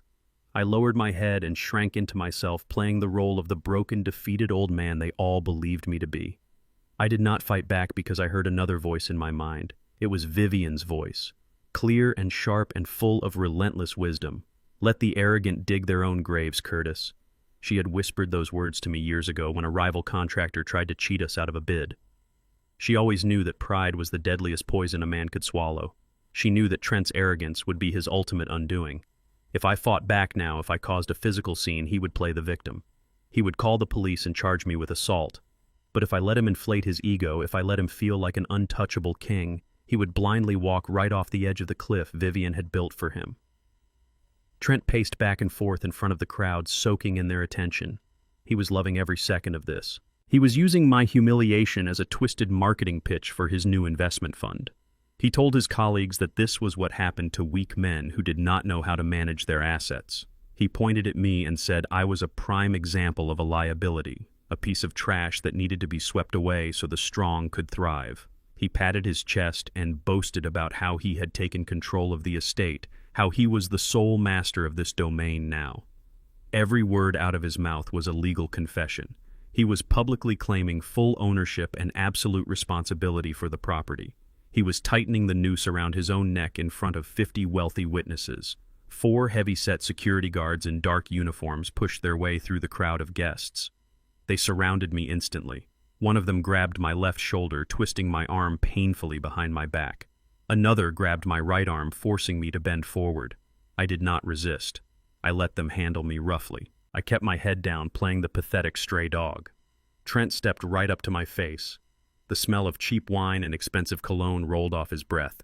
"Throw this stray dog out of my property," he barked, his voice laced with pure venom. "Toss him in the alley where he belongs, and burn the uniform he was wearing. I do not want his filth lingering in my house." The guards shoved me forward. They dragged me through the grand ballroom past the horrified stares of the elite guests. They forced me down the long, narrow hallway leading to the catering kitchen. The kitchen staff stopped what they were doing and watched in silence as I was paraded through the swinging metal doors like a common criminal. The catering manager who had taken my muddy $100 bill looked away, pretending he did not know me. I did not blame him. He was just a man trying to survive in a cruel world. The guards pushed me out the heavy steel service door at the back of the mansion. The freezing winter wind hit me like a physical blow. They shoved me hard into the dark, icy alleyway. I stumbled forward, my knees hitting the frozen asphalt with a sharp, painful crack. The gray janitor cap fell off my head into a puddle of freezing slush. "Do not ever come back here, old man," one of the guards sneered, looking down at me with disgust. "Next time we will not be so gentle." The heavy steel door slammed shut behind them. The deadbolt clicked loudly, echoing in the dark, empty alley. The music and the laughter from the mansion were instantly cut off, leaving me alone in the freezing silence of the Chicago night. The temperature was well below freezing, and I was wearing nothing but a thin undershirt and cheap gray trousers. The cold seeped into my bones immediately. I stayed on my knees for a long moment, staring at the frost-covered pavement. I slowly pushed myself up off the ground, dusting the ice from my pants. I reached down and picked up the gray janitor cap, shaking the dirty slush off the brim. I did not put it back on. I just held it in my calloused hands. I was standing in the freezing dark, completely locked out of the house I had built. I had just been publicly humiliated by a racist, arrogant thief. My only daughter had turned her back on me and walked away. A normal man would have broken down. A normal man would have cried until his tears froze on his cheeks. But I was not crying. I lifted my head and looked up at the glowing windows of the grand ballroom. A slow, deep smile spread across my face. The kind of smile a hunter gets when he hears the metal jaws of his trap snap shut in the dark forest. It was a smile of pure, icy victory. I had endured the humiliation. I had survived the cold. I had played my part perfectly. And Trent had done exactly what Vivien knew he would do. He had claimed the estate out loud in front of a room full of witnesses. He had swallowed the poisoned bait whole. I reached deep into my trouser pocket and pulled out the cheap prepaid burner phone Sterling had given me. My fingers were stiff and numb from the cold, but I managed to unlock the screen. I dialed the only contact saved in the device. The phone rang twice before a smooth, calm voice answered on the other end. "I have visual confirmation." I said, my voice low and steady, completely devoid of the weak tremor I had faked inside the mansion. "Trent is fully claiming the estate as his primary corporate collateral. He just announced his ownership to a room full of investors. He has taken the bait. Spring the trap." There was a brief pause on the line. I could hear the faint sound of typing in the background. Then, Sterling's voice returned cold and precise like a surgical blade. "Consider it done, Mr. Curtis. The legal filings have just been submitted to the federal database. By formally claiming the estate and leveraging it for his new fund, Trent has officially assumed all of the toxic debt Vivien anchored to the property. He is now personally liable for $15 million in federal tax evasion and corporate fraud." I looked back up at the glowing window of the mansion, imagining Trent pouring himself another glass of champagne, celebrating his fake victory. "How long do they have?" I asked, watching my breath form white clouds in the freezing air. Sterling did not hesitate. "The Internal Revenue Service does not move slowly when $15 million of fraudulent debt is triggered. The federal audits are already processing. The asset freezing protocols will hit his bank accounts tomorrow morning, and the house I asked. The federal agents will be knocking on his door in exactly 48 hours, Sterling replied. "The eviction and asset seizure will be immediate. He will lose everything. The cars, the money, the business. They will strip him down to his bones." I smiled again, a true, genuine smile that reached my tired eyes. "Thank you, Sterling. I will be waiting." I ended the call and slipped the burner phone back into my pocket. I turned my back on the massive, glowing estate and began to walk down the dark, freezing alleyway. I did not have a warm bed waiting for me tonight. I had to go back to the bus stop and sleep on a metal bench covered in frost. I had to endure 5 more days of absolute poverty before the 30-day condition of Vivien's trust was fulfilled. But the cold did not bother me anymore. The hunger did not ache as much. The fire of impending justice was burning bright and hot in my chest, keeping me warm. The bomb had been successfully planted under Trent's perfect life. The countdown had officially begun. All I had to do now was wait for the explosion. Day 25 arrived with a bitter frost that seemed to freeze the very air coming off Lake Michigan. I was sitting on the same metal bench at the bus stop, my breath forming thick white clouds. My joints screamed in agony from weeks of sleeping on concrete, and my stomach was an empty, aching cavern. But inside my chest, a massive fire was roaring. The countdown had reached its climax. Today was the day Vivien's brilliant, ruthless trap finally snapped shut. I did not have to be at the mansion to know exactly what was happening. Lawyer Sterling had walked me through every single meticulous detail of the legal bomb Vivien had buried under the floorboards of that estate. While I sat shivering in the slums, Trent was waking up in his custom king-size bed wrapped in expensive cotton sheets. He probably walked down the grand marble staircase, the same staircase I had poured the foundation for decades ago, feeling like the undisputed king of the world. He had my daughter. He had my dead wife's mansion. He had a new investment fund built on stolen money. He thought he was untouchable. But the universe has a very specific way of balancing the scales. At exactly 8 in the morning, the peace of that quiet, wealthy suburban street was shattered. A fleet of 6 heavy black sport utility vehicles rolled up the long driveway, crushing the pristine snow beneath their massive tires. They did not park politely. They swarmed the property, blocking every possible exit.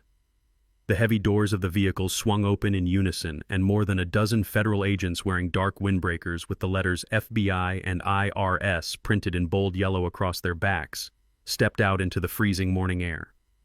Trent was likely sipping his expensive imported coffee in the kitchen when the heavy rhythmic pounding began on the solid oak front door. When he opened it, expecting a delivery or perhaps a neighbor, he was met with the cold, unsmiling faces of federal auditors and federal investigators. They did not politely ask to come inside. They flashed federal warrants, pushed past him, and flooded the grand foyer. Trent demanded to know what was going on. He shouted that he was a respected Wall Street broker, that this was a private residence, and that he would sue every single one of them for trespassing. The lead investigator, a tall, no-nonsense man holding a thick leather binder, simply handed Trent a stack of legal documents. The investigator informed Trent that his primary estate was currently the subject of a massive federal seizure. Trent laughed in his face. He proudly stated that he was the sole legal owner of the property. He bragged that his bankrupt father-in-law had formally waived all rights to the inheritance, leaving the estate entirely free and clear in Trent's name. That was the exact moment the investigator looked Trent dead in the eye and revealed the true nature of Vivien's genius. The estate was indeed free and clear of any old mortgages, but it was not free of debt. Vivien had spent the last months of her life tracking down every single toxic, fraudulent loan Trent had secretly taken out through his various shell companies. She knew he had been manipulating the system, hiding his financial crimes behind layers of fake corporate entities. Using her own anonymous proxy companies, Vivien had quietly purchased all of Trent's toxic debts. Then, using ironclad legal maneuvers, she anchored every single one of those fraudulent liabilities directly to the deed of the mansion. The estate was not a gift. It was a legal Pandora's box. And Vivien had set it up so that whoever claimed the property would immediately assume full personal liability for the entire mountain of debt attached to it. By handing me that muddy $100 bill and forcing me to sign the waiver in the freezing slush, Trent thought he was robbing me. In reality, I was dodging a fatal bullet, and Trent was eagerly swallowing a live grenade. By formally claiming the estate as his own, Trent had legally accepted full personal responsibility for $15 million in federal tax evasion, corporate fraud, and unpaid loans. Trent's face drained of all color. The investigator calmly explained that because Trent had used this very estate as collateral to pitch his new investment fund just a few nights ago, he had committed federal wire fraud across state lines. The trap had closed with absolute perfection. Trent panicked. He pulled out his phone, his fingers trembling wildly, and tried to log into his hidden offshore bank accounts in the Cayman Islands. He thought he could just wire his emergency funds and flee the country, leaving Chloe behind to take the fall. But the screen flashed a red error message. The accounts were frozen. The federal government had already seized everything. Every dollar he had stolen, every penny he had hidden away was gone. He was instantly, irrevocably bankrupt. The federal agents began tearing through the house, seizing computers, financial records, and physical assets. They told Trent to pack a small bag because he was being taken into federal custody for processing. It was in that moment of complete, inescapable ruin that Trent's carefully constructed mask finally slipped away completely. The sophisticated, charming Wall Street broker vanished, replaced by a vicious, cornered rat. He turned around and saw Chloe standing on the marble staircase, trembling in her silk robe, her eyes wide with sheer terror. Chloe ran down the stairs crying, asking her husband what was happening. She reached out to touch his arm, begging him to tell the agents there was a mistake. But Trent did not comfort her. He violently shoved her away. He looked at my daughter, the woman who had turned her back on her own father to please him, with a gaze full of absolute disgust and hatred. He screamed at her, his voice echoing off the vaulted ceilings. He called her a useless ghetto liability. He told her that he never loved her, that she was nothing but a convenient stepping stone for his ambitions. He cursed the day he ever met her and her family. He screamed that her ghetto mother had orchestrated this entire nightmare from the grave just to ruin his perfect life. Chloe stood, frozen tears streaming down her face. She tried to calm him down, pleading with him to stop shouting, hoping that the charming man she married was still hiding somewhere beneath this monster. She reached out again, sobbing, telling him they could fix this together. Trent did not hesitate. He raised his hand and slapped Chloe across the face with terrifying force. The sharp, brutal sound of his hand striking her cheek rang through the grand foyer. The impact sent Chloe crashing hard onto the marble floor, the very same floor I had poured with my own hands decades ago. Trent stood over her, his chest heaving, pointing a shaking finger at her bruised face. He blamed her for everything. He blamed her black skin, her working-class roots, and her dead mother for his ultimate downfall. He spat on the ground next to her, telling her she was finally exactly what she was always meant to be. Nothing. The federal agents immediately tackled Trent to the floor, pinning his arms behind his back and snapping heavy metal handcuffs onto his wrists. But Chloe did not stay to watch them drag her abusive husband away. The violent slap had finally shattered the deep toxic illusion she had been living in. The man she had worshipped, the man she had sacrificed her own father for, had just shown her his true racist, abusive soul. Terrified, bruised, and completely broken, Chloe scrambled to her feet. She did not grab her expensive jewelry or her designer clothes. She ran out the front door in her pajamas and a thin winter coat, crying hysterically. She jumped into her leased luxury car, her hands shaking so badly she could barely start the engine. She slammed her foot on the gas pedal, speeding away from the mansion, fleeing the federal agents, the flashing red and blue lights, and the shattered ruins of her fake life. She drove erratically through the affluent suburbs, her mind racing with a crushing, unbearable guilt. The stinging red mark on her cheek was a harsh reminder of the monster she had chosen. The words he screamed at her echoed relentlessly in her ears. Useless ghetto liability. She finally realized what she had thrown away. She had traded a father who bled for her, a father who bought her prom dresses with money earned from breathing in toxic dust, for a man who viewed her as disposable trash. The crushing weight of her betrayal hit her like a physical blow. She needed her father. She needed the man who had always protected her, the man she had callously left to freeze on a city sidewalk. Chloe drove her leased car straight toward the slums of South Chicago. The sleek vehicle looked completely out of place as she navigated through the dangerous snow-covered streets, passing rundown buildings and abandoned storefronts. Tears blinded her vision as she frantically scanned the sidewalks, her heart pounding with desperate hope. She drove to the exact bus stop where Trent had dropped that muddy $100 bill 15 days ago. She slammed the brakes, the car skidding on the icy road, and jumped out into the freezing wind. She ran to the shattered glass shelter, sobbing, calling out my name into the cold winter morning. She looked under the metal bench. She searched the nearby alleyways. She drove to the underpasses where the city's forgotten souls huddled around trash can fires to stay warm. She ran through the snow, her expensive slippers soaked and ruined, begging strangers if they had seen an old contractor named Curtis. She described my worn-out coat. She described my calloused hands. She cried out that she was my daughter and she desperately needed to find me. But the people on the streets just stared at her with empty, hollow eyes. Nobody knew where I was. Nobody cared. Chloe collapsed against a frozen brick wall under a dark highway overpass, sliding down until she was sitting in the filthy gray snow. She wrapped her arms around her trembling knees, sobbing uncontrollably into the freezing wind. Her face throbbed from the brutal slap. Her bank accounts were frozen. Her husband was on his way to federal prison. Her mansion was seized by the government. The icy wind bit through her thin coat, chilling her down to the very marrow of her bones. For the first time in her life, Chloe felt the true agonizing sting of poverty and abandonment. She felt the exact same biting cold that I had endured when she locked me out of the house.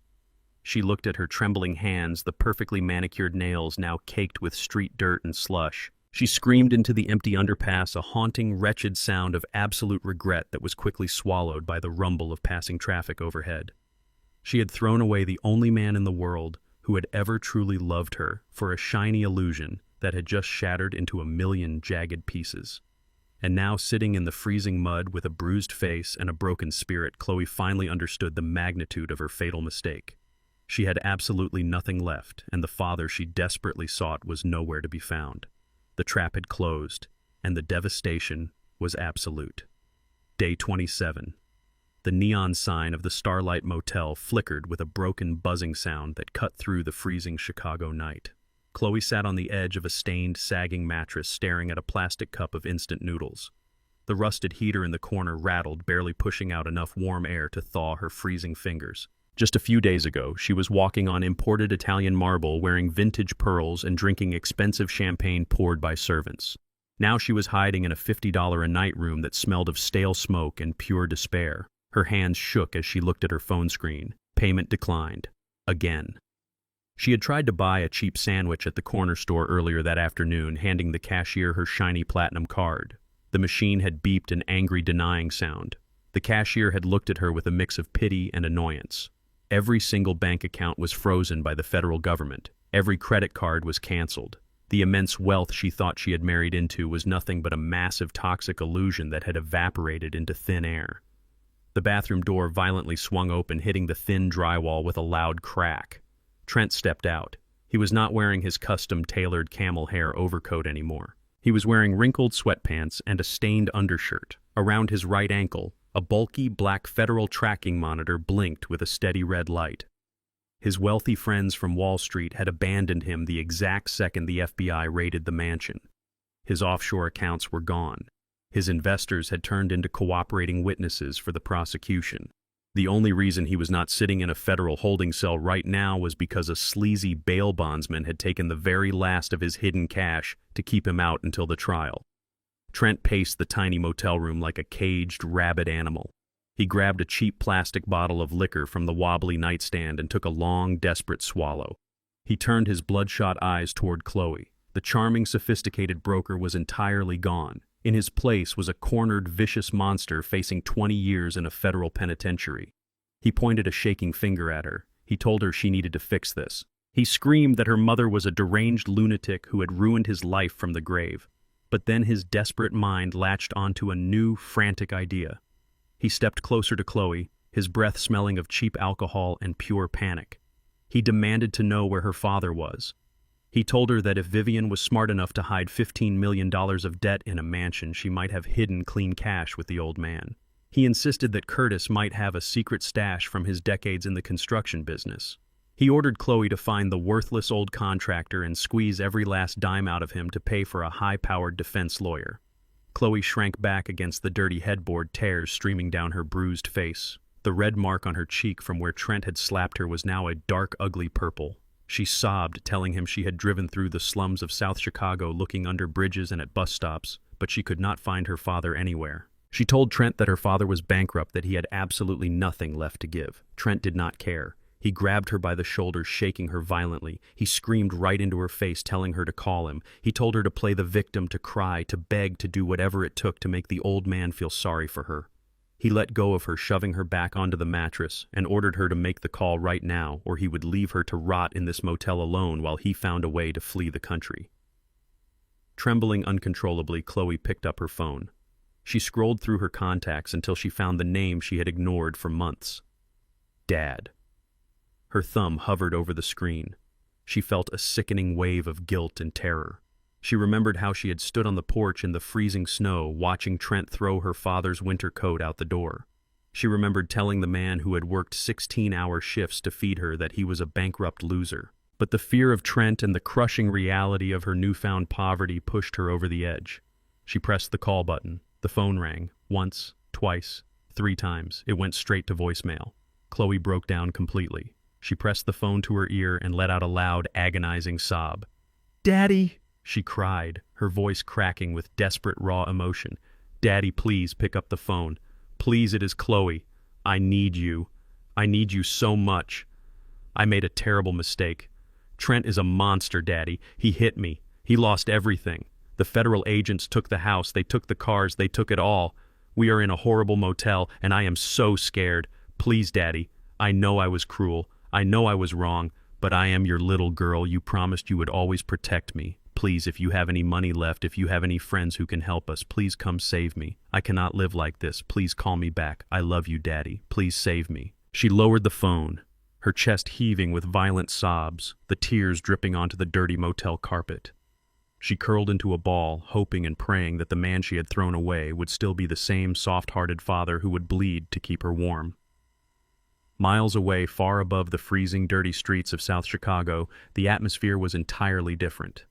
I was sitting in a sprawling, ultra-luxury penthouse suite at one of the most exclusive hotels in the city. The room was warm, silent, and immaculate. Floor-to-ceiling windows offered a stunning panoramic view of the glittering city skyline. I was sitting in a plush leather armchair wearing a thick, warm bathrobe holding a glass of sparkling water. On the glass coffee table in front of me, my old prepaid burner phone was resting on speaker mode. The audio of Chloe crying echoed through the massive quiet room. "Daddy, please pick up the phone. Please, it is Chloe. I need you." I listened to every single word. I heard the genuine terror in her voice when she mentioned Trent hitting her. I heard the desperation when she begged for money. I heard her call me daddy, a word she had not used with any real affection in years. Deep inside my chest, the instinct of a father flared up like a painful burning ember. Every fiber of my being, the same instincts that made me work in toxic dust just to buy her a prom dress, screamed at me to pick up the phone. It was my natural impulse to find out where that motel was, drive there, tear that front door off its hinges, and beat Trent until he could not walk anymore for daring to lay a hand on my daughter. I wanted to wrap her in my arms, tell her everything was going to be okay, and use my newfound millions to buy her a safe, beautiful life away from that monster. I reached my hand forward, my calloused fingers hovering just inches above the glowing phone screen. My heart was breaking for her. But then the cold, hard reality of Vivien's final condition washed over my mind like a bucket of freezing water. I remembered the heavy leather briefcase in the back of the Lincoln. I remembered the $47 million in clean, untraceable cash. And I remembered the absolute non-negotiable rule. If I softened my heart, if I gave my daughter even one single dollar to save her from the ruin she had actively chosen, the trust would be instantly revoked. Every last cent would be automatically transferred to a wildlife conservation charity. I would be left with absolutely nothing, and Trent would walk away unpunished. No exceptions. Vivien knew exactly what she was doing. She knew that Chloe had become a parasite blinded by greed, willing to watch her own father freeze to death just to maintain her wealthy lifestyle.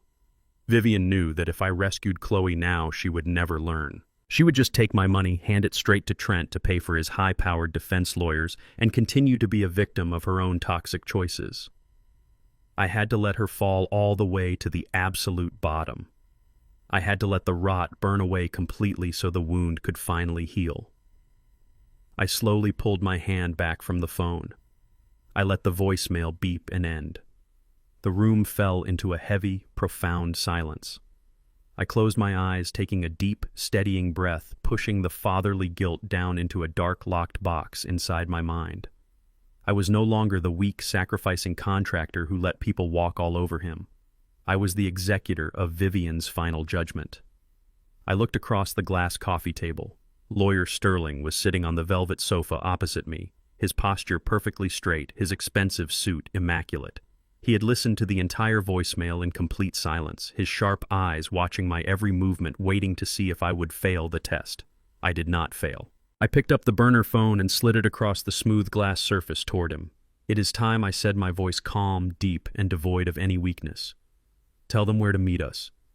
Sterling nodded slowly, a faint glimmer of profound respect appearing in his cold eyes. He picked up his own sleek, encrypted smartphone and dialed the number Chloe had just called from. The phone rang for only a second before Chloe answered frantically, her voice breathless and desperate. "Daddy!" She gasped through the receiver. Sterling did not introduce himself. He spoke with a voice as cold and hard as a glacier. "Your father is no longer sleeping under a bridge," he stated, cutting off her sobs instantly. "He is not in the slums, and he is not a bankrupt loser anymore." There was a stunned, terrified silence on the other end of the line. "Who is this?" Chloe whispered, confusion and panic mixing in her voice. "Where is my dad?"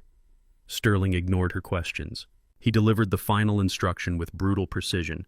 "If you want to see him, and if you want to know exactly what happened to the estate your husband tried to steal, you will bring Trent to the top floor of the Empire Financial Building tomorrow morning at exactly 8 o'clock. Do not be late." Sterling pressed the end button, cutting the line dead before Chloe could utter another word. He set the phone down and looked at me. The trap was set for the final act. Tomorrow, Trent and Chloe were going to walk into the very heart of the financial district expecting to find answers. Instead, they were going to find the king sitting on his throne, and they were going to face the absolute crushing reality of their own greed.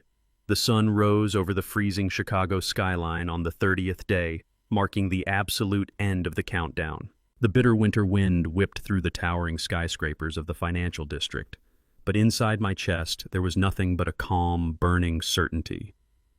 At exactly 7:45 in the morning, a cheap dented yellow taxi pulled up to the gleaming glass facade of the Empire Financial Building. This structure was the absolute pinnacle of corporate power in the city. It was a towering monolith of steel and polished glass where billionaires made decisions that shaped the world. Stepping out of that dingy taxi were Trent and Chloe, looking entirely out of place in this sanctuary of extreme wealth. I watched their arrival through the high-definition security cameras from the penthouse level. They looked absolutely pathetic. Trent was wearing a wrinkled gray suit that had not been dry cleaned in days. His face was unshaven pale and covered in a layer of cold, nervous sweat. When he stepped onto the pavement, the cuff of his trousers lifted slightly, revealing the bulky black federal tracking monitor strapped tightly around his ankle. He was a ruined man facing decades in a federal penitentiary, but his toxic pride refused to let him surrender. Chloe looked even worse. Her hair was a tangled mess.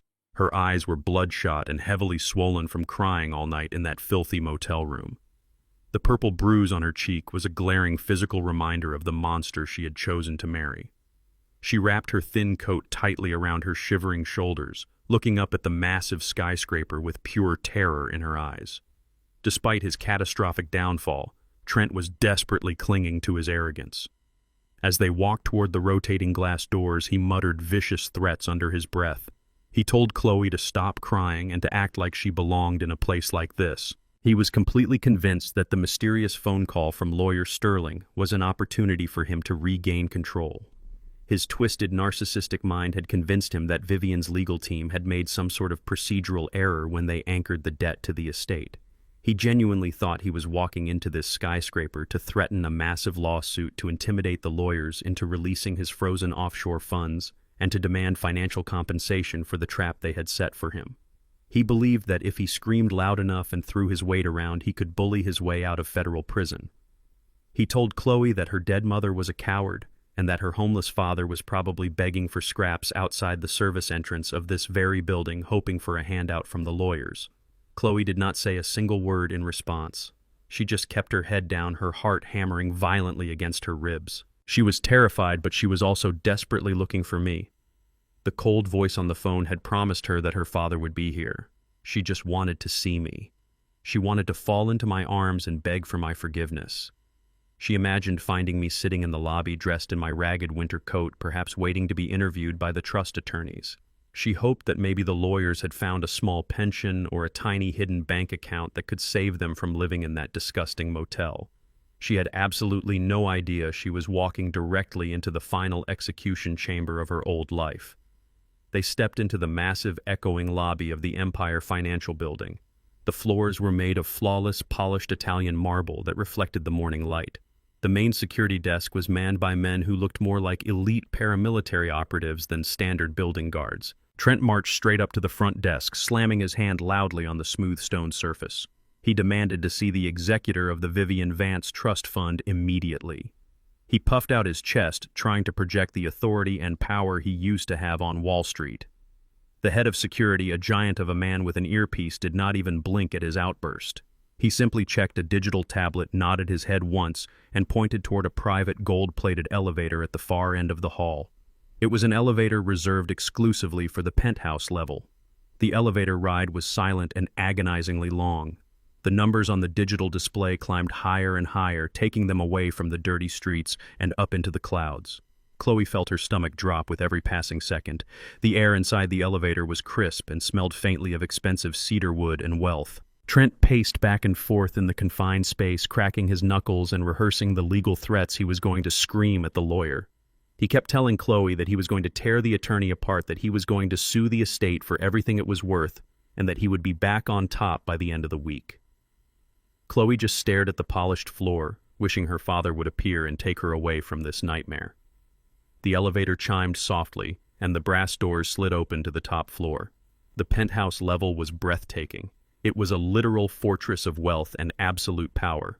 The long hallway was lined with dark, rich mahogany wood and soft, sound-absorbing carpets that swallowed the sound of their footsteps. Standing at the end of the corridor, guarding a set of massive double oak doors, were the exact same two towering men in tailored black suits who had saved my life at the freezing bus stop 30 days ago. They stood with their hands clasped firmly in front of them, their expressions completely unreadable and cold. Trent did not hesitate. Driven by blind panic and his relentless toxic pride, he stormed down the hallway like a man on a mission. The two guards smoothly stepped aside, allowing him to pass without a single word of resistance. Trent smirked, thinking they were intimidated by his aggressive presence. He thought he was taking control of the situation. He reached the heavy oak double doors, raised his foot, and violently kicked them open. The doors slammed against the interior walls with a thunderous crash that echoed through the entire penthouse. Trent marched into the room, shouting at the top of his lungs, demanding to see the lawyer, demanding answers, and demanding his money back right this second. Chloe followed him inside, her steps slow and incredibly hesitant. She stepped into the most magnificent boardroom she had ever seen in her entire life. A massive, polished mahogany table stretched across the center of the room, surrounded by plush, imported leather chairs. Floor-to-ceiling windows offered a dizzying, spectacular bird's-eye view of the sprawling Chicago skyline. The bright morning sun was pouring in, casting long, dramatic shadows across the luxurious carpet. The room was completely silent, absorbing Trent's frantic screams like a sponge. As Trent continued to shout empty, pathetic threats into the quiet room, Chloe's eyes began to wander. She looked away from the stunning city view and noticed the walls. Lined along the rich, dark wood paneling were dozens of large, beautifully framed architectural blueprints. Chloe walked closer to the nearest wall, her brow furrowing in deep confusion.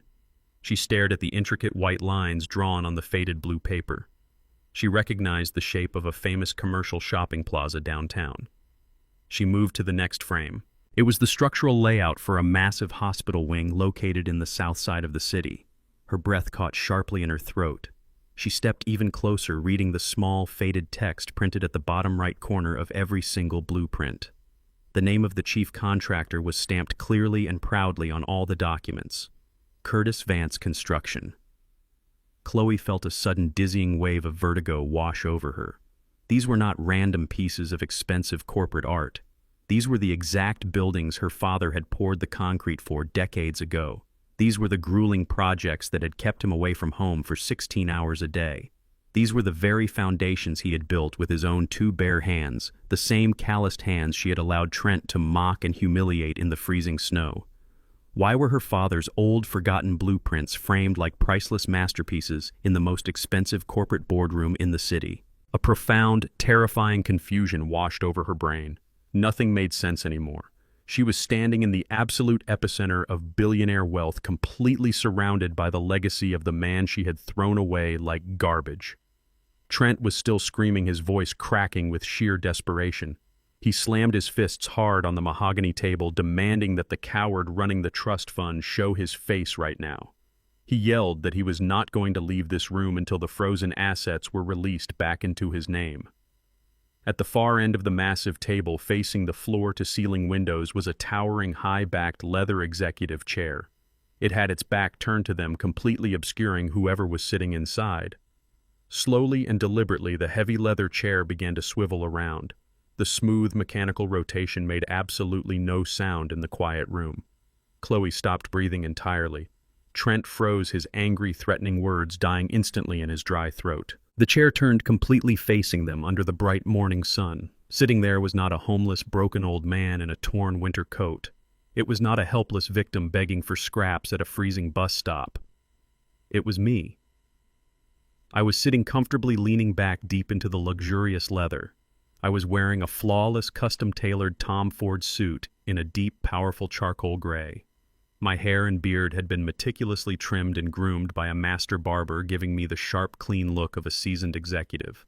On my left wrist, catching the bright sunlight, was a solid gold Patek Philippe watch, a symbol of unimaginable quiet wealth. In my right hand, I gently swirled a heavy crystal glass filled with top-shelf amber bourbon. I looked at the two miserable, shivering creatures standing in my boardroom, took a slow, deliberate sip of my drink, and smiled. The heavy leather chair finished its slow rotation. The morning sunlight poured through the floor-to-ceiling windows, framing me like a king sitting on a throne of glass and steel. I sat perfectly still, letting the absolute silence of the penthouse boardroom suffocate the two miserable creatures standing near the doorway. I did not say a single word. I did not have to say anything. My presence alone was a heavy, suffocating weight that pressed down on their chests. Trent stopped breathing. His jaw went completely slack.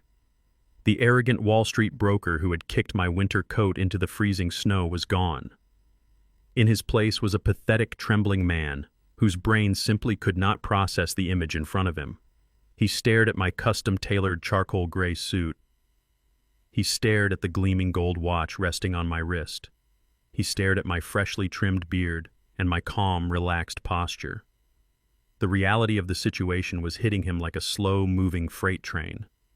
He realized that he was not standing in front of a broken victim. He was standing in the domain of a predator. Next to him, Chloe let out a sharp, gasping sound. She brought both of her trembling hands up to cover her mouth. Her eyes were wide with a mixture of sheer terror and profound, agonizing confusion. She looked at the man she had abandoned at a broken bus stop and saw a billionaire titan staring back at her. She looked at the expensive crystal glass in my hand and then down at her own ruined, cheap shoes. The heavy oak doors had closed behind them, sealing them inside this room with the one man they had treated worse than dirt. I raised the heavy crystal glass to my lips. The ice clinked softly against the edges, producing a crisp, clear sound that echoed in the deadly quiet room. I took a slow, deliberate sip of the top-shelf amber bourbon, letting the rich warmth slide down my throat. I lowered the glass and set it gently onto the polished mahogany table. The dull thud of the crystal hitting the wood made Trent physically flinch. "You wanted to see the executor of the trust fund," I said, my voice deep, calm, and resonating with absolute, unquestionable authority. "Take a seat, Trent." Trent shook his head wildly. His eyes darted around the massive boardroom looking for hidden cameras or someone else hiding in the shadows. He refused to accept it. His toxic racist ego simply would not allow him to believe that a 75-year-old African-American contractor, the man he had forced to dig a $100 bill out of freezing mud, was the mastermind behind his absolute destruction. "No," he muttered, his voice cracking with dry panic. "No, this is a joke. This is a sick joke. Where is the real lawyer? Where is Sterling?" I leaned forward, resting my elbows on the smooth surface of the table. I interlaced my fingers and looked right through him. "There is no joke, Trent," I replied evenly. "The only joke in this room is the man wearing a federal tracking monitor on his ankle. You walked into my building demanding answers. I am the answer. My wife left the entire $47 million estate to me. I am the sole executor. I am the man holding the leash you so willingly wrapped around your own neck." Chloe let out a loud, wretched sob. Her knees buckled, and she collapsed against the heavy wooden doorframe, sliding down until she was sitting on the soft carpet. "Daddy!" she cried out, her voice a desperate, pathetic whimper. "Daddy, what is happening? Why are you doing this?" I did not soften my gaze. I did not reach out to her. I looked at my biological daughter with the cold, clinical detachment of a judge examining a convicted criminal. "I am not doing anything, Chloe," I said, my voice devoid of any fatherly warmth. "I am simply sitting in my chair. You and your husband are the ones who did this. You threw me away. You left me to freeze. You claimed a stolen estate out of pure, blind greed. I just stood back and let you build your own prison." Trent's shock was rapidly boiling over into violent, humiliated rage. The realization was finally sinking in. The old man he had mocked, the man he had thrown out the service entrance of the mansion like a bag of garbage, had orchestrated the complete annihilation of his life. Trent realized that I had been playing him from the very beginning. Every time I lowered my head, every time I let my hand shake, every time I let him insult me, I was just feeding his massive, fragile ego so he would walk blindly into the trap. "You dirty old bastard," Trent screamed, the veins bulging in his pale, sweaty neck. "You set me up. You and that dead witch of a wife planned this whole thing. You framed me for those federal debts. I will sue you. I will drag you into federal court and take every single penny of that $47 million. I will make sure you die in a prison cell, you piece of trash." I smiled, a slow, chilling smile that made Trent's screaming falter. "You cannot sue anyone, Trent," I reminded him quietly. "You signed the legal acceptance of the estate on camera. You bragged about it to a room full of investors. You claimed ownership of those toxic shell companies because your greed blinded you to the danger. You thought you were stealing my inheritance, but you were actually volunteering to carry my dead wife's garbage. You did this to yourself." That was the final breaking point. The absolute humiliation of being outsmarted by a man he viewed as completely inferior shattered the last remaining pieces of Trent's sanity. He let out a feral, unhinged roar. His face turned a deep, violent shade of crimson. He completely lost his mind. Trent lunged forward, his expensive leather shoes slipping slightly on the polished floor. He sprinted across the expansive room, heading straight for the head of the table. His hands were outstretched, his fingers curled into vicious claws aimed directly at my throat. He wanted to kill me. He wanted to wrap his hands around my neck and choke the life out of me right there in the boardroom. "You are dead!" he shrieked, his spit flying through the air. "I am going to kill you!" I did not flinch. I did not blink. I did not even move my hands from the table. Before Trent could even cross the halfway point of the massive mahogany table, the air in the room shifted violently. The two towering men in tailored black suits who had been standing silently by the doors moved with terrifying lightning-fast speed. They were elite, highly trained security operatives who had been waiting for this exact moment. The first guard intercepted Trent's blind charge, driving a massive shoulder directly into Trent's chest. The impact sounded like a car crash. All the air left Trent's lungs in a loud, breathless wheeze. Before Trent could even realize what hit him, the second guard grabbed him by the back of his wrinkled suit jacket and the scruff of his neck. With brutal, coordinated efficiency, the two giant men lifted Trent entirely off the ground and slammed him face first into the thick, polished glass center of the mahogany table. The sound of bone meeting dense glass echoed like a gunshot. Trent's nose shattered instantly. A spray of dark red blood splattered across the pristine surface of the table. He let out a muffled, agonizing groan as the guards pinned his arms forcefully behind his back, pressing his bleeding face flat against the cold, hard glass. He struggled weakly, kicking his legs, but the guards held him down with absolute, unyielding pressure. He was completely immobilized, trapped under the crushing weight of men who could break his arms with a simple twist. Chloe screamed in pure terror, pressing her hands over her ears, squeezing her eyes shut. She was curled into a ball on the floor, crying hysterically, watching her arrogant, powerful husband being reduced to a bleeding, helpless mess in a matter of seconds. I remained perfectly seated in my leather chair, watching the blood pool slowly on the glass just inches from my folded hands. My heart rate had not increased by a single beat. I reached into the inner breast pocket of my custom suit and retrieved a sleek silver cigar cutter and a premium imported Cuban cigar. I slowly, deliberately clipped the end of the cigar, the small metallic snip sounding loud in the quiet room. I placed the cigar between my lips and pulled out a heavy gold lighter. I struck the flame, illuminating my calm, cold face. I took a deep draw, letting the rich, heavy tobacco burn. I leaned forward, resting my arms on the table right next to Trent's pinned, bleeding face. I exhaled, blowing a thick, dense cloud of gray smoke directly into his wide, terrified, bloodshot eyes. The thick cloud of gray cigar smoke washed over Trent's bleeding face. He coughed violently as the acrid smoke filled his lungs. Drops of dark red blood dripped from his shattered nose, pooling onto the pristine, polished glass of the massive mahogany table. The two towering security guards held him down with effortless, terrifying strength. Their massive hands pressed his tailored shoulders flat against the hard surface, completely immobilizing him. I took another slow, deliberate drag from my premium Cuban cigar, savoring the rich, heavy taste of the tobacco. The penthouse boardroom was entirely silent, save for the pathetic sound of Trent gasping for air. I slowly reached down to the floor beside my high-backed leather executive chair. My fingers grasped the handle of a heavy leather briefcase.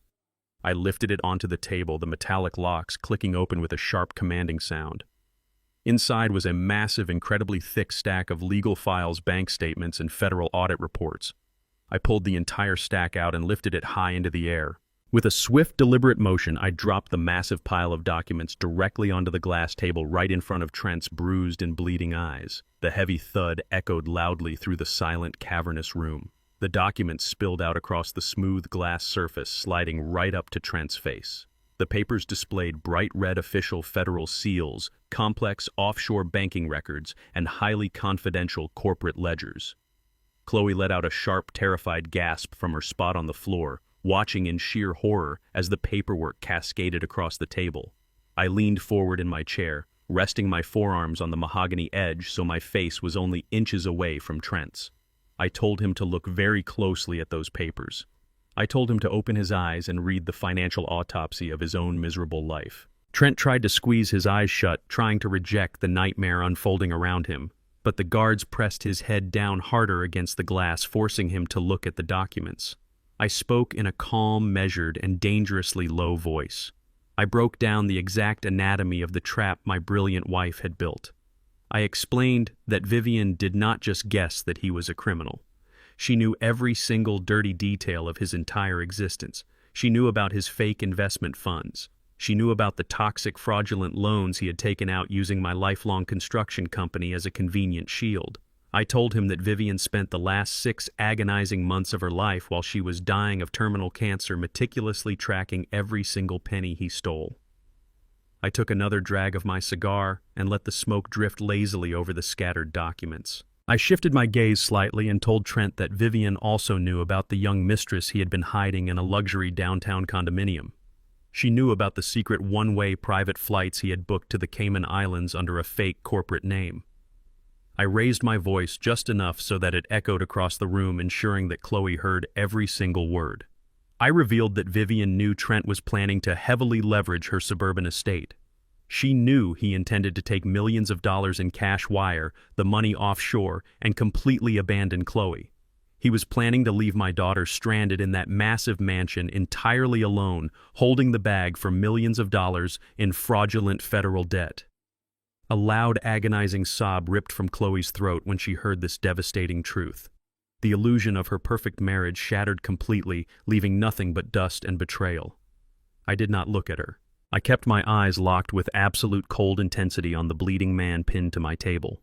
I told Trent that Vivien decided to protect her family by building an inescapable financial black hole.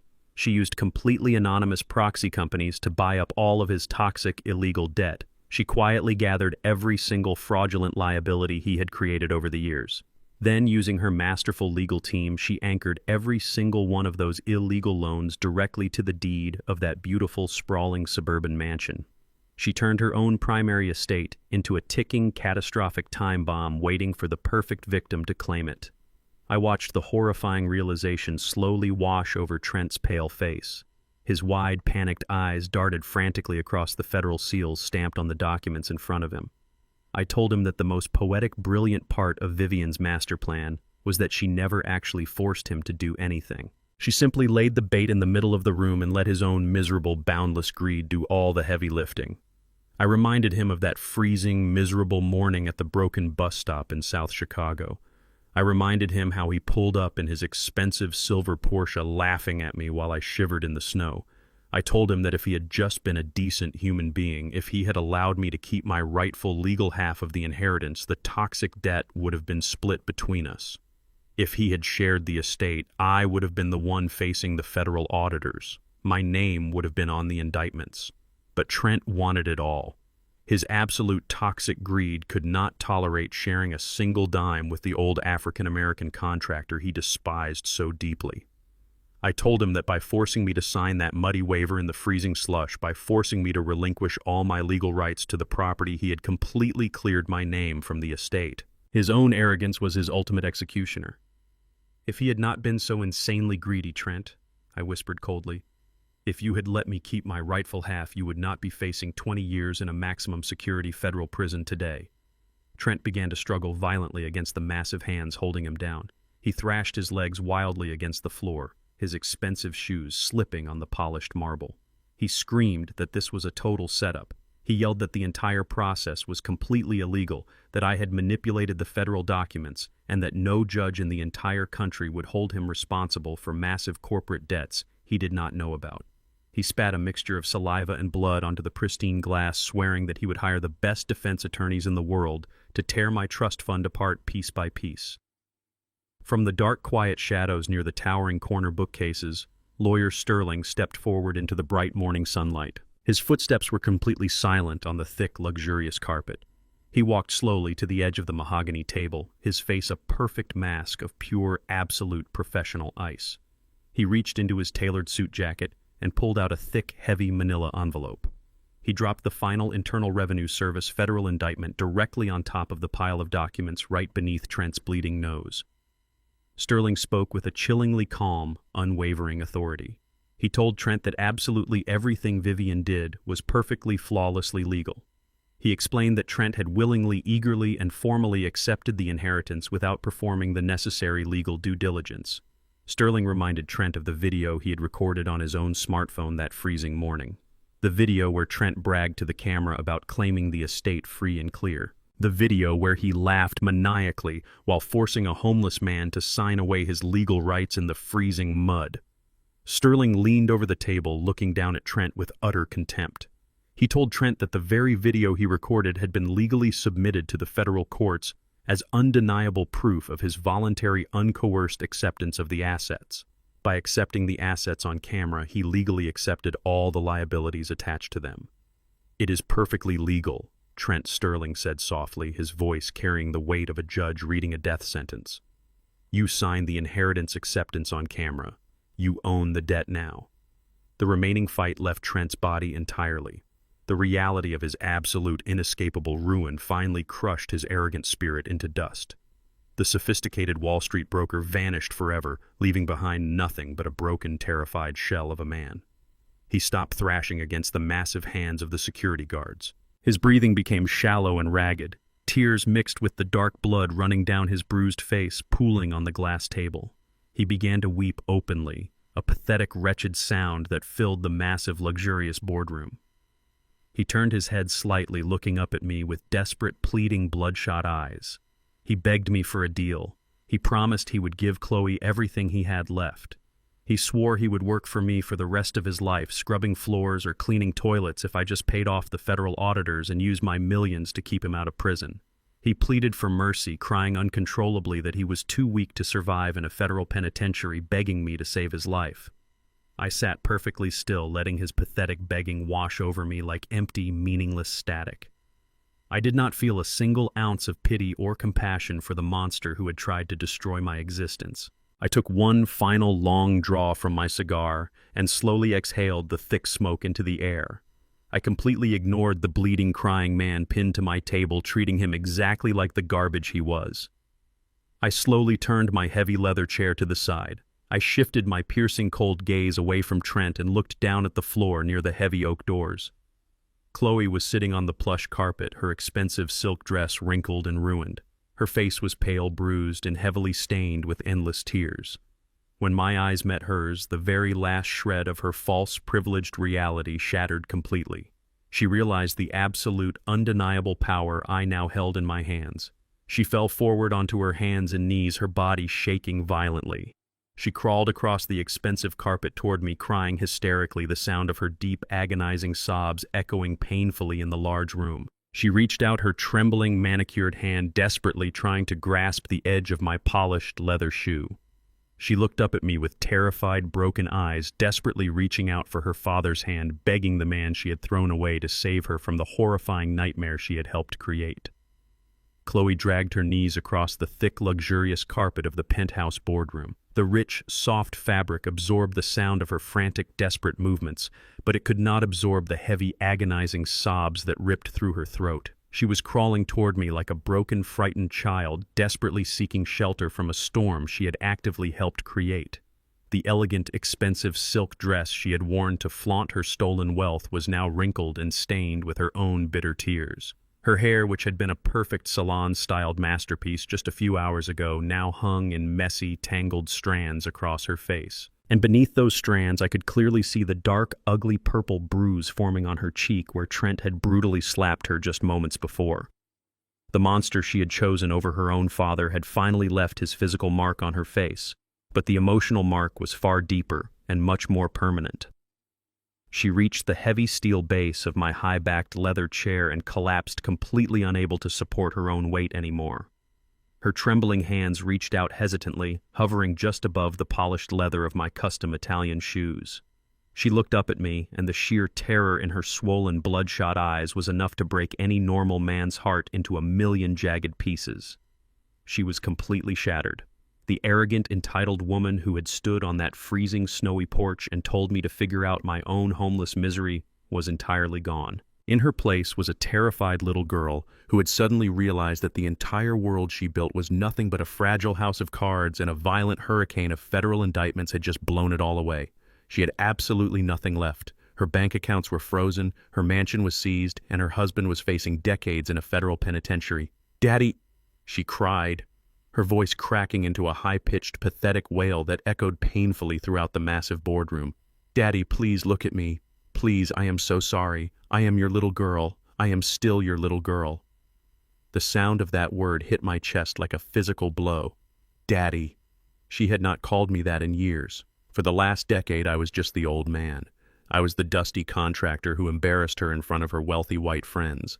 I was the walking automated teller machine she only called when she needed money for a new imported car or a luxury vacation in the Bahamas. Now that she was staring down the barrel of absolute federal ruin, suddenly I was her beloved daddy again. I sat perfectly still, resting my hands on the smooth mahogany table, completely ignoring the bleeding, whimpering mess of a man pinned to the glass just a few feet away. My entire focus was locked on my daughter. "Daddy, I made a mistake," she begged, her tears dripping down her bruised face and falling onto the pristine carpet beneath my feet. I was blind. Trent lied to me. He manipulated me from the very beginning. I did not know how bad his business was. I did not know he was going to take the house and leave me with all that massive debt. Please, you have to believe me. You have so much money now. You have $47 million. You can fix this entire nightmare. You can make it all go away right now. Just write a check, Daddy. Pay the federal auditors. Pay the bank. Save my husband from going to prison. Save me from being poor. Please, Daddy, just write a check and save me. She grabbed the dark fabric of my tailored trousers, gripping my leg as if I were a life raft in the middle of a raging, freezing ocean. She was pleading for her life. She was begging me to use the massive fortune her dying mother had left me to rescue the very man who had bankrupted me and abused her physically and emotionally. She wanted me to just wave a magic wand, write a few zeros on a piece of paper, and erase all the devastating consequences of her horrific, toxic choices. She wanted to hit the reset button on reality. I looked down at the hands gripping my leg so tightly. I stared at her fingers. They were perfectly manicured with expensive pale pink polish. Her skin was soft, completely unblemished, smooth, and delicate. These were the hands of a privileged woman who had never worked a single grueling day in her entire adult life. These were hands that had never held a heavy steel shovel, never mixed a heavy bucket of wet cement, never bled from deep wooden splinters or severe frostbite. They were hands that had only ever known how to taken my hard-earned money, taken my valuable time, taken my unconditional fatherly love, and given absolutely nothing but pure disrespect in return. As I stared at her soft, trembling hands, a vivid, painful memory flashed through my mind, burning behind my eyes. I remembered the freezing winter night just 30 days ago. I remembered standing on the icy steps of that suburban mansion, shivering uncontrollably in the brutal Chicago wind. I remembered the black plastic trash bag hitting the snowy porch containing all my worldly possessions. And I remembered Chloe standing in the warm, brightly lit doorway, crossing her arms and watching Trent kick my worn-out winter coat into the freezing slush. She did not shed a single tear for me that night. She did not beg her husband to show mercy to her elderly father. She just watched me walk away into the deadly freezing darkness, assuming I would just quietly die in the streets so she would not have to deal with my embarrassing poverty anymore. A deep, powerful realization settled over my mind like a heavy iron vault closing shut, locking away my previous weaknesses. If I saved her right now, she would never ever learn. If I reached into my pocket and pulled out a checkbook to pay off Trent's $15 million federal tax debt, I would be doing exactly what I had done my entire life. I would be acting as her human shield, protecting her from the raging fire she intentionally walked into. If I bailed them out, she would simply wipe her tears, go back to living in a massive mansion, and eventually forgive Trent for slapping her across the face. She would forever remain a weak, helpless parasite permanently attached to an abusive racist monster who would only continue to exploit her and degrade her humanity. Vivien knew this truth better than anyone. My brilliant, brave wife knew that my greatest weakness was my blind, unconditional love for my daughter. That was exactly why she created the absolute non-negotiable rule of the $47 million trust fund. The condition was brutally clear and legally binding. If I softened my heart, if I gave Chloe even one single penny to rescue her from her own greed, the entire fortune would be instantly revoked and donated to a wildlife charity. Vivien was forcing me from beyond the grave to be the strong father Chloe actually needed, instead of the weak enabler she desperately wanted. Vivien was forcing me to let my daughter burn in the ashes of her own mistakes so that she could finally understand the true value of loyalty and the devastating permanent cost of betrayal. I slowly pulled my leg back, forcing Chloe to let go of my trousers. The penthouse boardroom fell into a thick, suffocating silence. The only sounds were the heavy, ragged breathing of Trent struggling under the massive hands of the security guards and the quiet, desperate sobs escaping Chloe's throat. The tension in the air was so incredibly dense it felt like you could slice it with a blade. Everyone in the room was watching me intently. Lawyer Sterling stood silently in the dark shadows near the bookcase, waiting to see if I would fail the final, ultimate test of my resolve. The towering guards stood like stone statues, watching the newly crowned king make his final, absolute judgment. I kept my face completely devoid of any emotion whatsoever. I did not show her my deep internal pain, and I did not show her my simmering righteous anger. I slowly reached my right hand inside the breast pocket of my custom-tailored charcoal gray suit jacket. Chloe's swollen, bloodshot eyes instantly widened to their absolute maximum. A sudden massive spark of desperate, pathetic hope illuminated her tear-stained, bruised face. Her breathing hitched, catching in her throat. She thought she had won the ultimate prize. She thought the fake tears and the old childhood nicknames had worked their manipulative magic just like they always did in the past. She stared at my chest, fully expecting me to pull out a premium leather-bound checkbook and a solid gold fountain pen. She truly thought I was going to write a multi-million-dollar check to the federal government and make all her terrifying nightmares disappear into thin air. She wiped a wet tear from her bruised cheek, a tiny fragile smile of massive relief threatening to form on her trembling lips. The silence in the room stretched out for what felt like an absolute eternity. It was a heavy, agonizing pause that hung suspended in the bright morning sunlight pouring heavily through the massive floor-to-ceiling windows. Trent even stopped struggling against the blood-stained glass table, turning his bleeding, bruised face sideways to watch my hand moving slowly inside my jacket. He was holding his breath, praying to a god he did not believe in that the foolish old black contractor was going to surrender his newly acquired fortune just to save his precious, spoiled daughter. I slowly pulled my hand out of my tailored jacket pocket.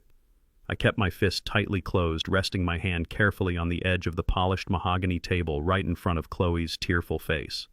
She leaned in closer, her eyes fixed entirely on my closed fist, her heart pounding so loud I could almost hear the frantic thumping echoing in the quiet room. I did not pull out a luxury leather checkbook. I did not pull out a heavy solid gold pen. I did not pull out a black limitless bank card or a thick stack of clean, crisp $100 bills to wipe away her massive debts. I slowly opened my calloused concrete hard fingers one by one, exposing the center of my hand to the bright sunlight. Resting in the center of my broad palm was a single piece of paper. It was not a bank check. It was a crumpled, dried-out, filthy piece of United States currency. It was heavily stained with dark gray street dirt smeared with dried winter salt and permanently wrinkled from being submerged in freezing icy water.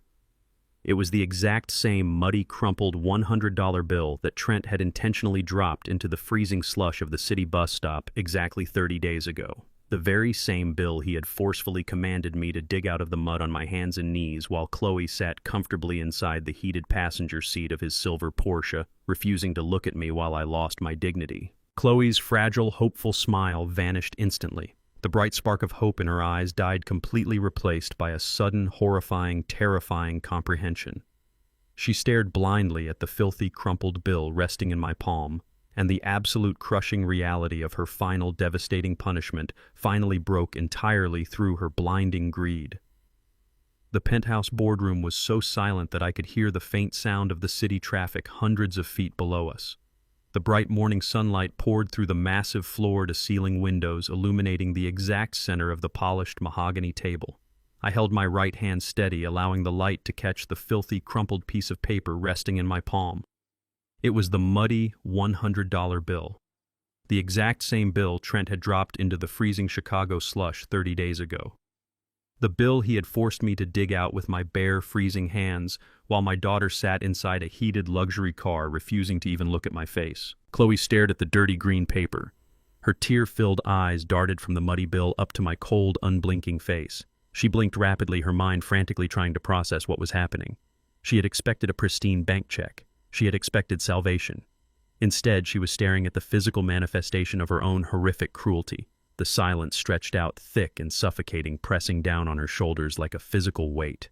Trent shifted weakly against the blood-stained glass table. He let out a low, agonizing groan, but the two massive security guards immediately pressed their heavy hands down harder, pinning him completely. He could only watch with his bruised, swollen eyes as the final chapter of his destruction unfolded. I slowly lifted the muddy $100 bill, pinching it between my thumb and index finger.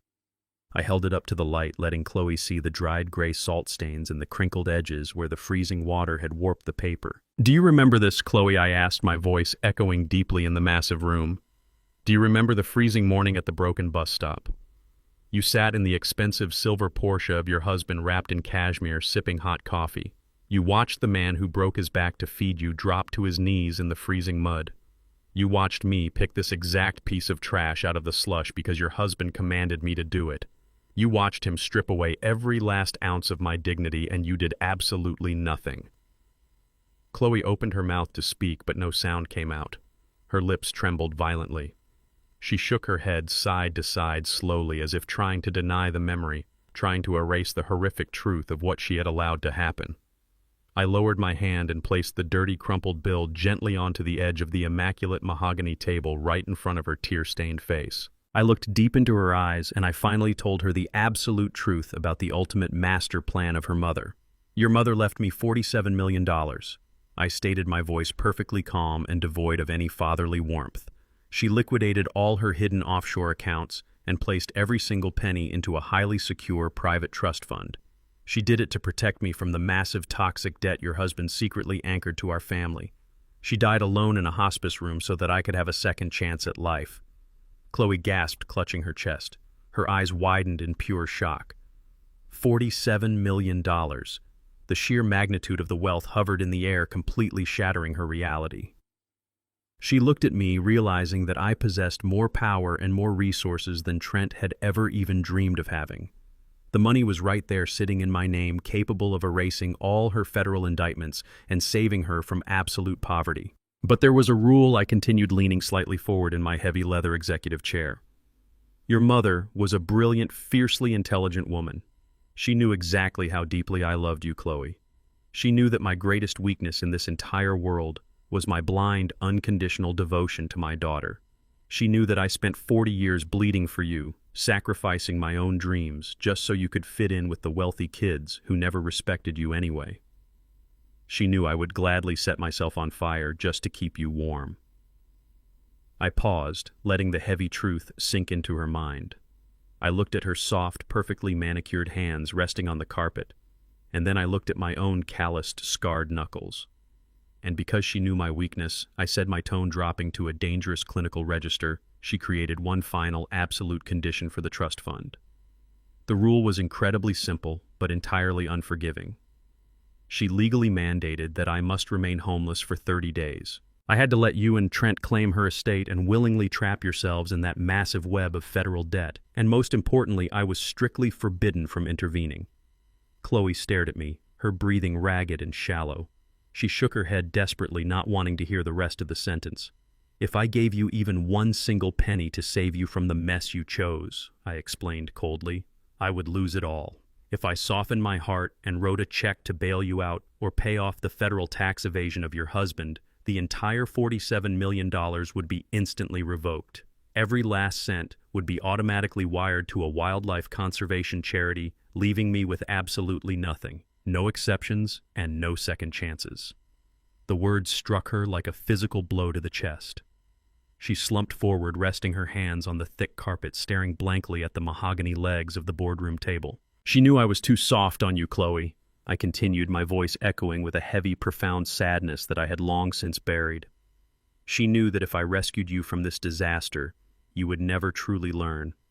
You would just take my money, hand it straight to Trent to pay his high-powered defense lawyers, and continue to live as a helpless parasite attached to an abusive, racist monster.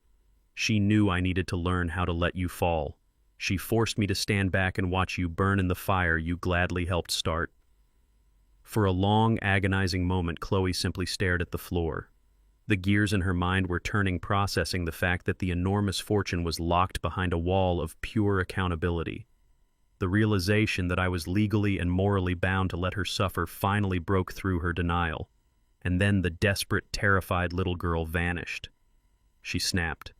The fear in her eyes twisted into a sudden vicious and ugly anger. The entitled, spoiled woman who had kicked me out into the snow came rushing back to the surface. She threw her head back, her face flushed with pure, indignant rage.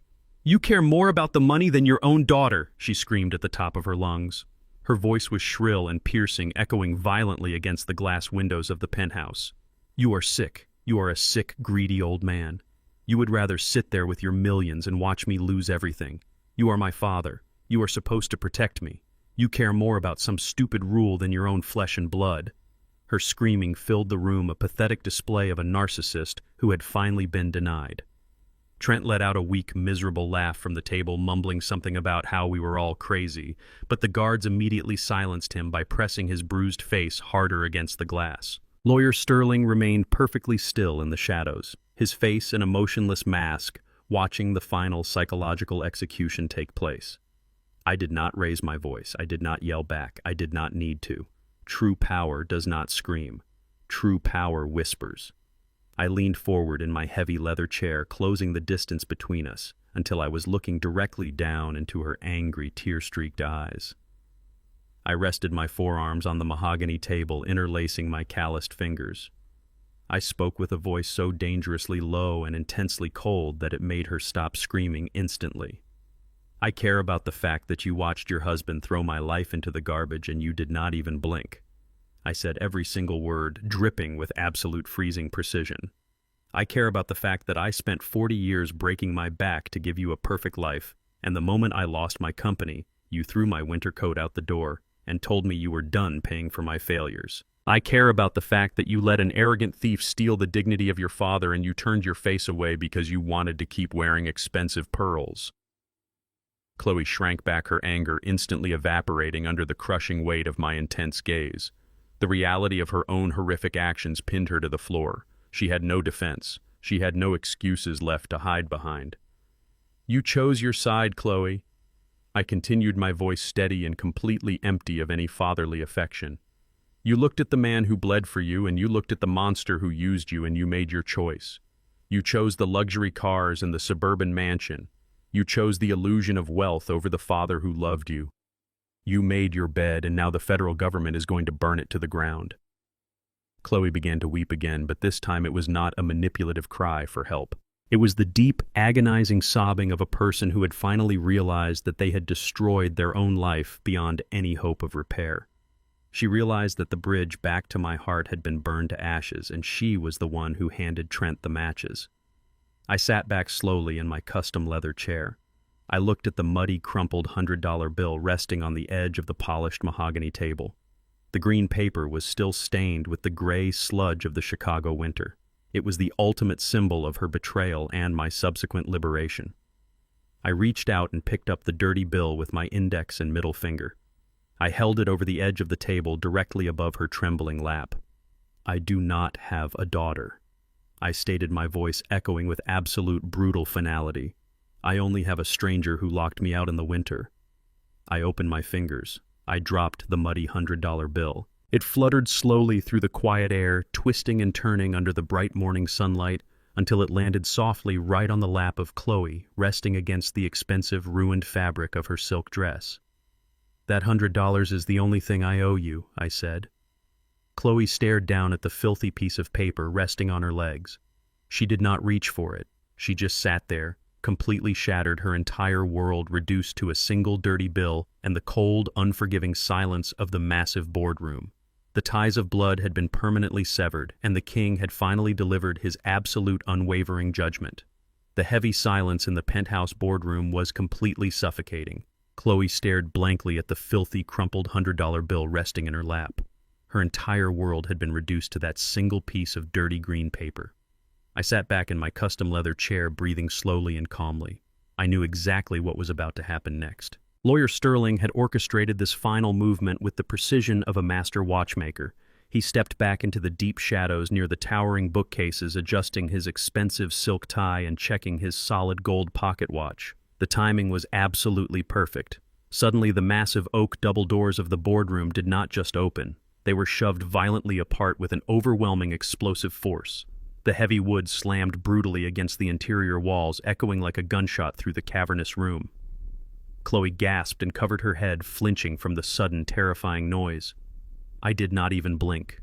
I remained perfectly still, resting my calloused hands on the polished mahogany table. 4 large men and 1 woman marched aggressively into the luxurious room. They were not dressed in the sharp, tailored suits of corporate security or high-end lawyers. They wore dark, heavy tactical windbreakers with the letters FBI printed in bright, bold yellow across their chests and backs. Heavy silver badges flashed aggressively under the bright morning sunlight that was pouring through the floor-to-ceiling windows. They moved with absolute military precision, their eyes locked directly on the bleeding, struggling man currently pinned to the glass table. Sterling gave a short, invisible nod to the lead federal agent. He had tipped them off to Trent's exact location, ensuring there was absolutely no avenue for escape. The federal agents marched straight toward the center of the room.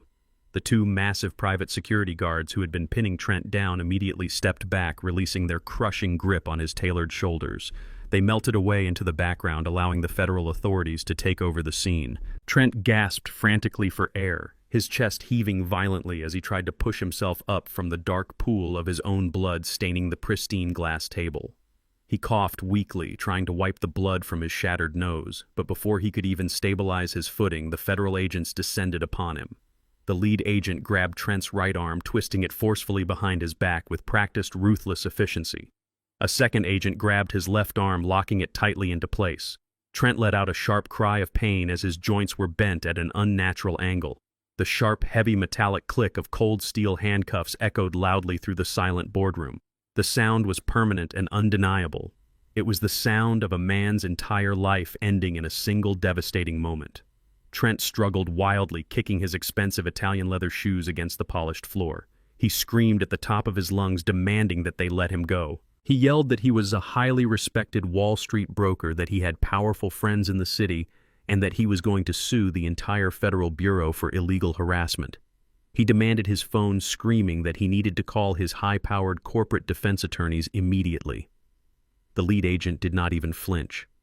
He looked at Trent with utter professional disgust and calmly informed him that his prestigious lawyers had already officially dropped him as a client early this morning.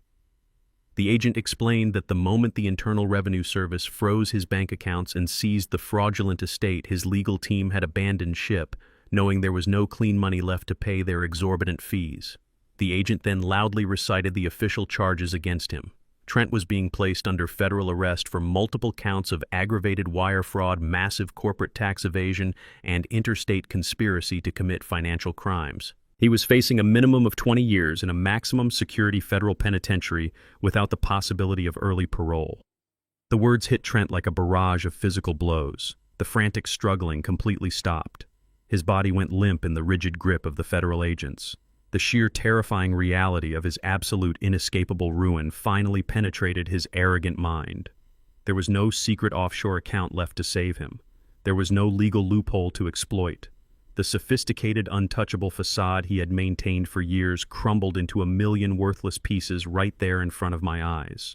And when the mask of the charming, wealthy white investor finally shattered, the ugly, hateful monster hiding underneath was exposed for the entire world to see. Trent realized that his life was completely over, and he desperately needed someone to blame for his catastrophic failure. He could not attack me because I was sitting behind a wall of pure legal immunity and immense financial power. He could not attack the federal agents holding him captive. So he turned his vicious, cornered rage toward the only helpless victim left in the room. He twisted his bleeding face away from the agents and glared down at Chloe, who was still sitting on the floor, clutching her bruised cheek. He unleashed a torrent of pure, unfiltered venom. He screamed at her, his voice cracking with intense, psychotic hatred. He blamed her for everything. He yelled that she was a useless, pathetic liability who had dragged him down into the dirt. But he did not stop there. In his absolute desperation, he finally weaponized the deep-seated racism he had secretly harbored behind his fake smiles at our family dinners for years. He screamed that she was nothing but useless black trash. He spat the words out like poison, ensuring they inflicted maximum emotional damage. He told her that he never actually loved her, that she was just a convenient, stupid pawn he used to gain access to her mother's assets. He laughed a cruel, manic laugh, blood bubbling on his lips, and told her that she was a pathetic joke of a woman to ever believe that a man of his status could genuinely love someone from the ghetto like her. He screamed that she and her filthy ghetto father had completely ruined his perfect, brilliant life, and that he wished she would rot in the slums where she truly belonged. Chloe sat completely paralyzed on the thick carpet. Her breath hitched painfully in her throat. Her eyes widened in absolute horrifying realization. The racial slurs hit her much harder than the physical slap she had received at the mansion the day before. The vile hatred pouring from his mouth was a brutal, devastating wake-up call that shattered her entire worldview into fine dust. For her entire adult life, Chloe had desperately tried to distance herself from her African-American roots. She had rejected the South Side of Chicago. She had rejected the hard-working, blue-collar father who raised her pouring concrete and bleeding to pay for her elite education. She had worshipped Trent and his wealthy, white, affluent world, blindly believing that his money and his status somehow validated her existence and made her better than where she came from. She had thrown away her devoted father just to secure her place in his exclusive country clubs and luxury estates. She had spent years changing how she spoke, changing how she wore her hair, ignoring his subtle microaggressions, making excuses for his behavior, pretending not to notice when he looked down on her relatives or mocked the neighborhood she grew up in. Now hearing the absolute racist venom spilling from the mouth of the man she had sacrificed her own family for, her grand delusion collapsed entirely. She realized with crushing, agonizing clarity that she had traded a father who would have died for her for a manipulator who only ever saw her as an inferior, disposable tool.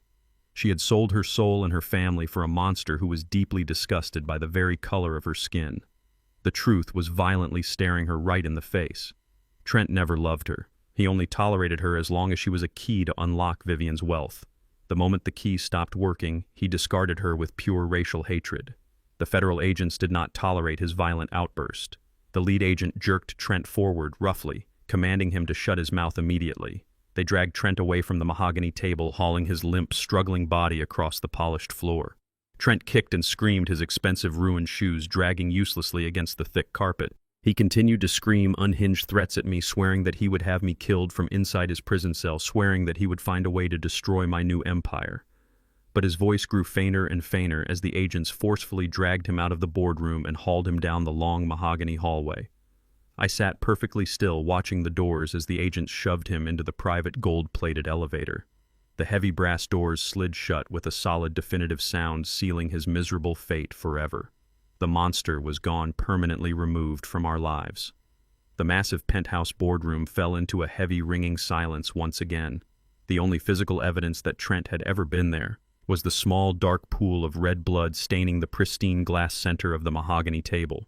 Lawyer Sterling remained standing quietly in the shadows, observing the aftermath of the absolute destruction Vivien had so brilliantly designed. Chloe was left entirely alone on the floor. She was trembling violently, her entire body shaking as if she were trapped in a freezing blizzard without a coat. Her knuckles were stark white as she clutched the muddy, crumpled $100 bill tightly to her chest, pressing it against her ruined silk dress. Her world was entirely gone. Her marriage was a racist lie. Her wealth was a federal crime. Her future was nothing but a mountain of debt and brutal public humiliation. She slowly lifted her head, her bruised and swollen face heavily stained with fresh, unending tears. Her eyes were completely empty, hollowed out by the brutal, undeniable truth of her own horrific choices. She looked up at me, sitting perfectly calm and powerful in my custom-tailored suit behind the massive desk. She was looking at me the exact same way she did when she was 5 years old, and scraped her knee on the rough concrete of our old driveway. She was looking at me with those wide, pleading eyes, desperately waiting for her daddy to reach down, pick her up, wrap his strong arms around her, and make all the pain and the scary monsters go away. She was waiting for the unconditional love that had always been there to save her from herself. But I did not move. I did not soften my gaze. My heavy, calloused hands remained resting firmly on the polished mahogany table, and my heart remained as cold and unyielding as the Chicago winter outside. The massive penthouse boardroom was completely silent after the federal agents dragged Trent away. The only sound left in the room was the ragged, desperate breathing of my daughter. Chloe remained frozen on the thick, luxurious carpet. She was staring up at me with those wide, terrified eyes. She was waiting for the anger to pass. She was waiting for the moment when my fatherly instincts would finally override my cold logic. In her mind, I was still the same man who had sacrificed his entire life to keep her happy. She genuinely believed that because the immediate threat of her abusive husband was gone, I would automatically revert back to being her protective safety net. She thought I would step around the heavy mahogany table, reach down with my calloused hands, and pull her up from the floor into a warm, forgiving embrace. I sat in my high-backed leather chair looking down at her tear-stained face. I felt the familiar, painful pull of fatherly instinct trying to claw its way up to the surface of my heart. It was the exact same instinct that made me work 16-hour shifts breathing in toxic concrete dust just to buy her a prom dress when she was a teenager. It was the same instinct that made me swallow my pride and endure all the subtle racist insults from Trent at our family dinners just so I could spend a few hours with my daughter. But that instinct belonged to a man who no longer existed. That man had died of a broken heart while freezing to death at a city bus stop 30 days ago. The man currently sitting behind the mahogany table was the executor of Vivien's brilliant, relentless will. I had survived the freezing cold. I had survived the absolute public humiliation. I was not going to undo all of that suffering just because the person who threw me out into the snow was finally feeling the devastating consequences of her own actions. I placed my large hands flat on the smooth, polished surface of the glass and wood table. I slowly pushed myself up. I stood tall in my custom-tailored charcoal gray suit. I reached down and methodically buttoned my jacket. My movements were calm, deliberate, and completely devoid of any emotional hesitation. I did not sigh heavily. I did not shake my head in disappointment. I simply looked at her with the cold, detached professionalism of a corporate executive concluding a very routine business meeting. Chloe saw me stand up and her breathing hitched painfully in her throat.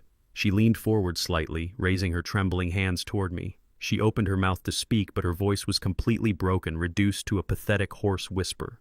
She begged me not to leave her there. She pleaded that she had absolutely nothing left and nowhere to go. She cried that her bank accounts were frozen, the house was gone, and she was entirely alone in the world. I looked at her bruised face. I did not feel any joy in her immense suffering, but I also did not feel the desperate, agonizing urge to rescue her. I had already given her everything I had to give, and she had thrown it all away for a racist illusion of wealth and status. "You have a lot of work to do." "Chloe," I said, my voice echoing cleanly across the massive silent boardroom. The words were not shouted.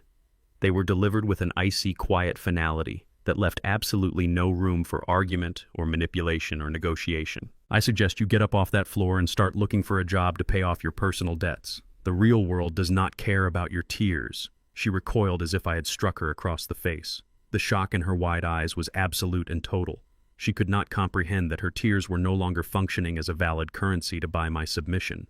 She sobbed, gripping the muddy $100 bill tighter in her trembling hands. She cried that she did not know how to work. She begged me to understand that she did not know how to survive out there by herself.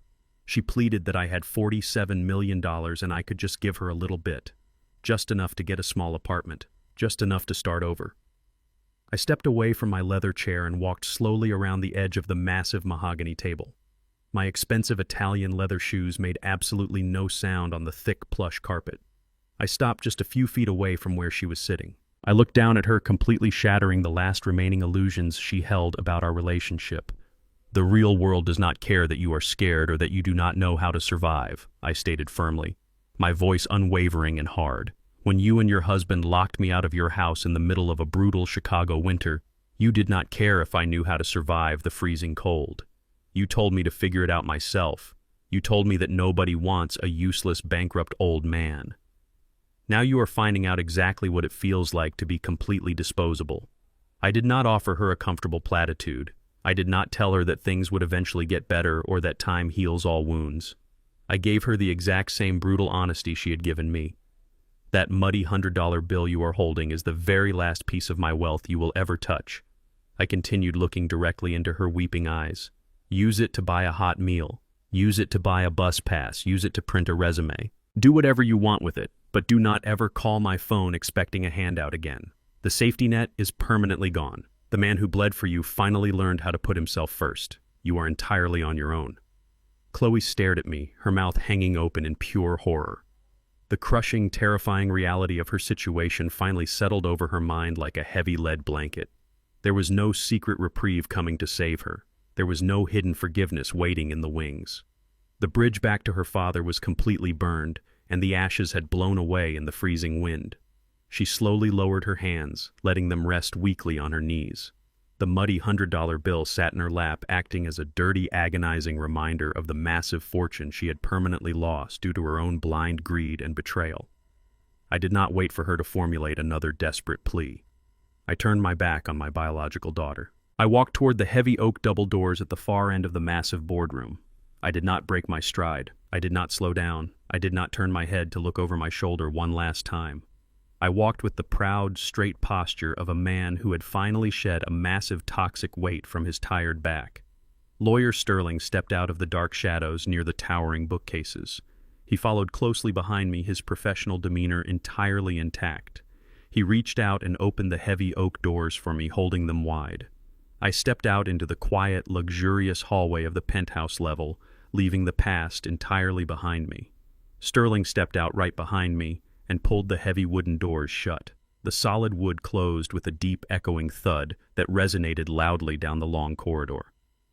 That sound was the absolute final period at the end of my relationship with Chloe.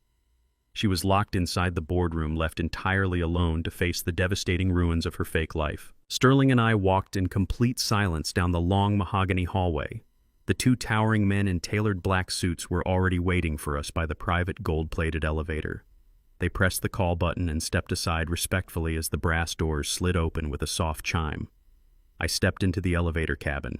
Sterling stepped in right beside me. The brass doors slid shut, enclosing us in the quiet, warm, cedar-scented space.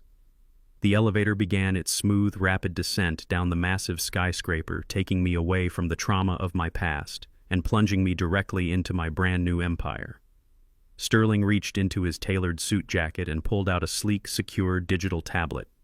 He tapped the smooth glass screen a few times, typing in a complex series of administrative passwords. He turned the glowing screen toward me, holding it up so I could see the final result of our long, grueling campaign. I looked at the bright digital display. It was a live, secure feed from the premier global financial institution holding Vivien's massive trust fund. A green progress bar filled the center of the screen, followed immediately by a large, bold confirmation message. The entire sum of $47 million had been officially permanently transferred into my newly established private holding company. The money was fully liberated from the strict trust conditions. There were no more harsh restrictions. There were no more homeless disguises. The fortune was entirely unencumbered and legally mine to command exactly as I saw fit. I stared at the numbers on the screen, feeling the absolute magnitude of the power that now belonged to me. The long, agonizing 30 days of freezing in the snow and suffering in silence had finally come to an end. The brilliant, ruthless plan that Vivien had set into motion before she died had worked flawlessly. She had protected me from ruin, and she had forced me to open my eyes to the truth about my own daughter. I was no longer a victim. I was no longer a discarded old man. I was a force to be reckoned with. Sterling lowered the digital tablet and looked at me. The cold, emotionless mask he had worn faithfully for the past 30 days cracked just slightly, revealing a faint, genuine smile of profound, deep respect. "You passed the test," Mr. Curtis Sterling said, his voice quiet but filled with intense, undeniable admiration. Vivien would be proud. A black plastic trash bag hit the snow-covered porch with a dull thud. Inside were a few faded shirts, a pair of worn work boots, and 40 years of my life. My daughter Chloe, the little girl I used to carry on my shoulders through the south side of Chicago, stood in the doorway. She crossed her arms, looking at me like I was a stranger who had overstayed his welcome. Her husband Trent, in his crisp custom suit, smirked and kicked my winter coat out the door. "Nobody wants a useless old man at 75, Trent sneered. "Stop loitering around our neighborhood." I walked out into the freezing winter night with nothing. But 3 days later, a sleek black Lincoln pulled up to the bus stop where I was sleeping. A lawyer stepped out and handed me a file. "Your ex-wife just passed away," he told me. "She left you $47 million. But there is a catch.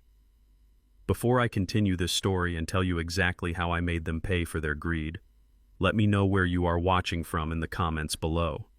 Hit like and subscribe if you believe that karma always catches up to those who betray their own blood. My name is Curtis, and this is how my 75th year on Earth became the most brutal and eventually the most satisfying year of my life. The heavy brass doors of the private elevator slid shut behind me, cutting off the world I had just conquered. I stepped out into the crisp, bright morning air of downtown Chicago. The brutal winter storm that had frozen my bones for 30 days had finally broken. The sky was a vast, endless expanse of brilliant clear blue. The morning sun reflected off the towering glass skyscrapers, casting a warm, golden light over the city's streets. I walked toward the curb where a brand new, sleek, black Lincoln Town car was waiting for me. I did not get into the back seat this time. I dismissed the driver with a quiet nod and took the keys. I wanted to drive myself.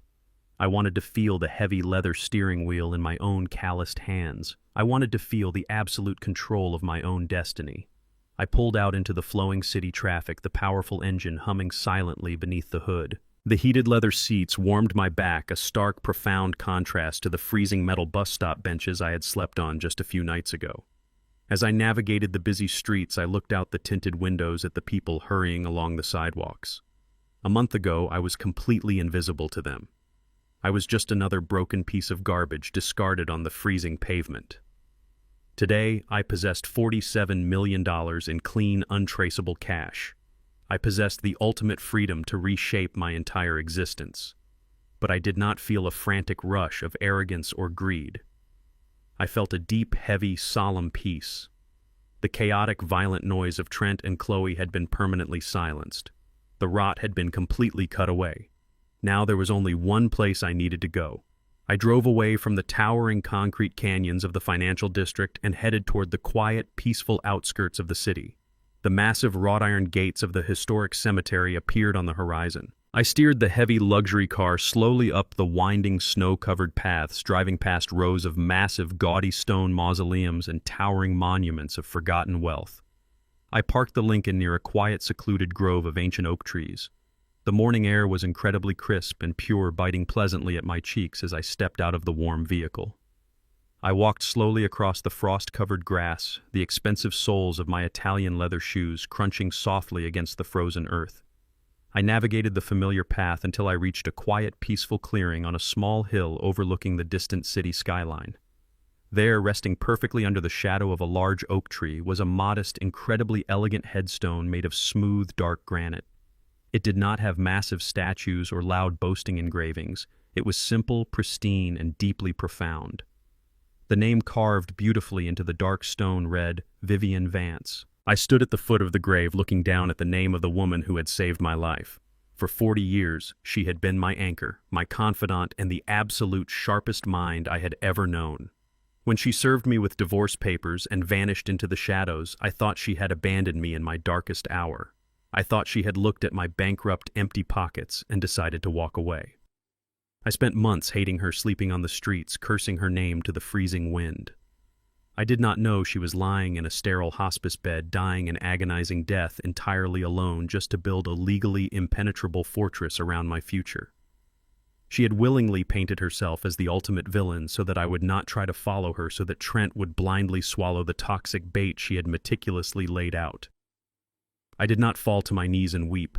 There was no dramatic crying, no hysterical breakdown. The time for tears had passed long ago.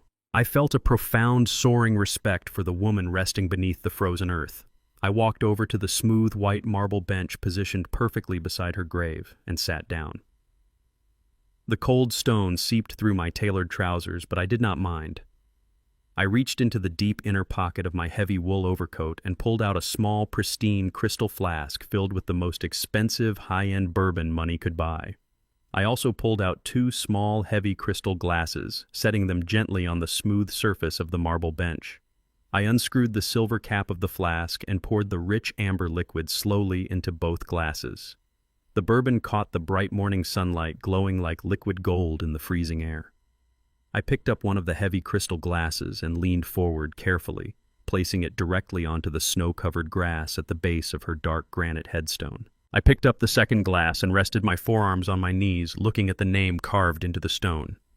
"You were always the smartest person in the room, Viv," I said, my voice low and steady, echoing softly through the quiet, empty cemetery.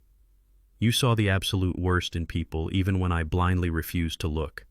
You warned me about Trent the very first day Chloe brought him home. You told me his smile was entirely too cheap and his eyes were entirely too hungry. You told me that he would eventually suck our family dry if I did not establish firm boundaries. And you knew that I would never listen. You knew that my heart was entirely too soft when it came to our daughter. I took a slow, deliberate sip of the high-end bourbon. The liquor burned a pleasant, warm trail down my throat, settling comfortably in my chest. I looked out over the rolling, frost-covered hills of the cemetery, taking a deep breath of the crisp winter air. You taught me that sometimes love means letting the rot burn away. I continued, speaking to her as if she were sitting right there on the marble bench beside me. You knew that I would gladly let Trent ruin my life if it meant keeping Chloe smiling. You knew I would set myself on fire just to keep her warm. So you forced me out into the freezing cold. You forced me to endure absolute humiliation and utter despair. You made me watch my own daughter throw me into the garbage so that my blind, unconditional love would finally shatter. You broke my heart, Viv. You completely broke it into a million pieces. But you only broke it so you could rebuild it with iron and steel. I reached into the inner pocket of my suit jacket and pulled out a folded piece of thick, elegant stationery. It was the final handwritten letter she had left for me. Lawyer Sterling had given it to me the day the 30-day waiting period officially ended, but I had waited until this exact moment to read it in her presence. The paper felt heavy and deeply significant in my calloused hands. I unfolded the letter slowly, my eyes scanning her familiar, elegant handwriting. The first few paragraphs detailed the exact meticulous steps she had taken to secure the toxic debt to the estate and liquidate her hidden offshore accounts. She explained how she had paid off the right lawyers and constructed the impenetrable $47 million trust fund. But the most important part of the letter was the final paragraph. It was a message directed straight to my soul. Curtis, my stubborn, beautiful fool, she wrote her words echoing clearly in my mind. I know you hated me when I handed you those divorce papers. I know you cursed my name. I carry that hatred with me into the dark, but I carry it gladly knowing it will keep you safe. I watched you bleed your entire life for people who did not respect you. I watched you pour concrete and break your back to build mansions for arrogant men who would not even shake your hand. I watched you give every single ounce of your energy to a daughter who worshipped the illusion of wealth more than the father who provided it. I could not let you die as a discarded, broken tool. I paused, taking another slow sip of the rich, warm bourbon. I read the final lines of the letter, my chest tightening with a powerful, overwhelming surge of emotion. I am giving you the power to start over, she wrote. I am giving you the resources to be the king I always knew you were. But you must promise me one thing. You must never again lay your foundation in toxic soil. Build an empire, Curtis. But this time build it for us, not for them. Let the past burn and rise from the ashes. I will be watching you, my love. I folded the thick, elegant paper and slipped it back into the safety of my tailored suit jacket. Build an empire, Curtis. But this time build it for us, not for them. Those final words resonated deep within my bones. They were not just a suggestion. They were a command from a queen to her king. She had handed me the absolute ultimate weapon of financial freedom, and she trusted me to use it to reshape my entire destiny. I was no longer the dusty contractor begging for scraps from wealthy white developers. I was the master of my own domain. I lifted my crystal glass toward the dark granite headstone, offering a final, silent toast to the most brilliant woman I had ever known. I drank the rest of the warm amber bourbon, feeling the strength and resolve solidify completely in my chest. I stood up from the cold marble bench, pulling my heavy wool overcoat tight against the crisp morning breeze. I reached into my deep coat pocket and pulled out a single perfect white rose. I had purchased it from a small, quiet florist on my way to the cemetery. There were no elaborate, noisy bouquets or massive, showy arrangements. Just one single, flawless white rose representing the pure, untainted clarity of the truth she had given me. I walked forward and knelt gently in the snow. I placed the beautiful white rose carefully on top of the smooth, dark granite right above her carved name. I rested my calloused hand on the freezing stone for one long, final moment. I will build it, Viv. I whispered, my voice thick with absolute, unwavering determination. I will build an empire that they could never even dream of touching. I stood up, turning my back on the grave, and began the long, quiet walk back to the waiting black Lincoln. The crisp snow crunched satisfyingly under my expensive leather shoes. I felt incredibly light, as if a massive, suffocating burden had finally been lifted from my broad shoulders. The heavy, agonizing chapter of my past was officially permanently closed. I had survived the freezing streets. I had executed the ultimate retribution against the arrogant monster who tried to destroy me. I had severed the toxic, poisonous ties with the daughter who betrayed me. I was completely unencumbered and ready to conquer. I reached the sleek black luxury car and unlocked the doors. Just as my hand touched the cold metal of the door handle, my secure smartphone began to ring inside my coat pocket. The sharp, clear sound cut through the quiet, peaceful atmosphere of the frozen cemetery. I pulled the phone out and looked at the glowing screen. It was an incoming call from a highly exclusive commercial real estate broker I had contracted just 3 days ago through lawyer Sterling. I swiped the screen and brought the phone to my ear. "Good morning, Mr. Curtis," the broker said, his voice practically vibrating with professional excitement and deep respect. "I am calling with excellent news, sir. The massive commercial building you requested in the heart of South Chicago has been fully cleared of all previous liens. The current owners accepted your aggressive cash offer without any hesitation. The property is officially ready for purchase and immediate renovation." I looked out over the sprawling snow-covered cemetery, feeling the immense power of the $47 million backing my every move. The building in South Chicago was a massive abandoned industrial complex. I was going to strip it down to the studs and rebuild it from the ground up. I was going to turn it into the most powerful legal and financial advocacy center in the entire state, dedicated entirely to protecting elderly African Americans from predatory lending and family financial abuse.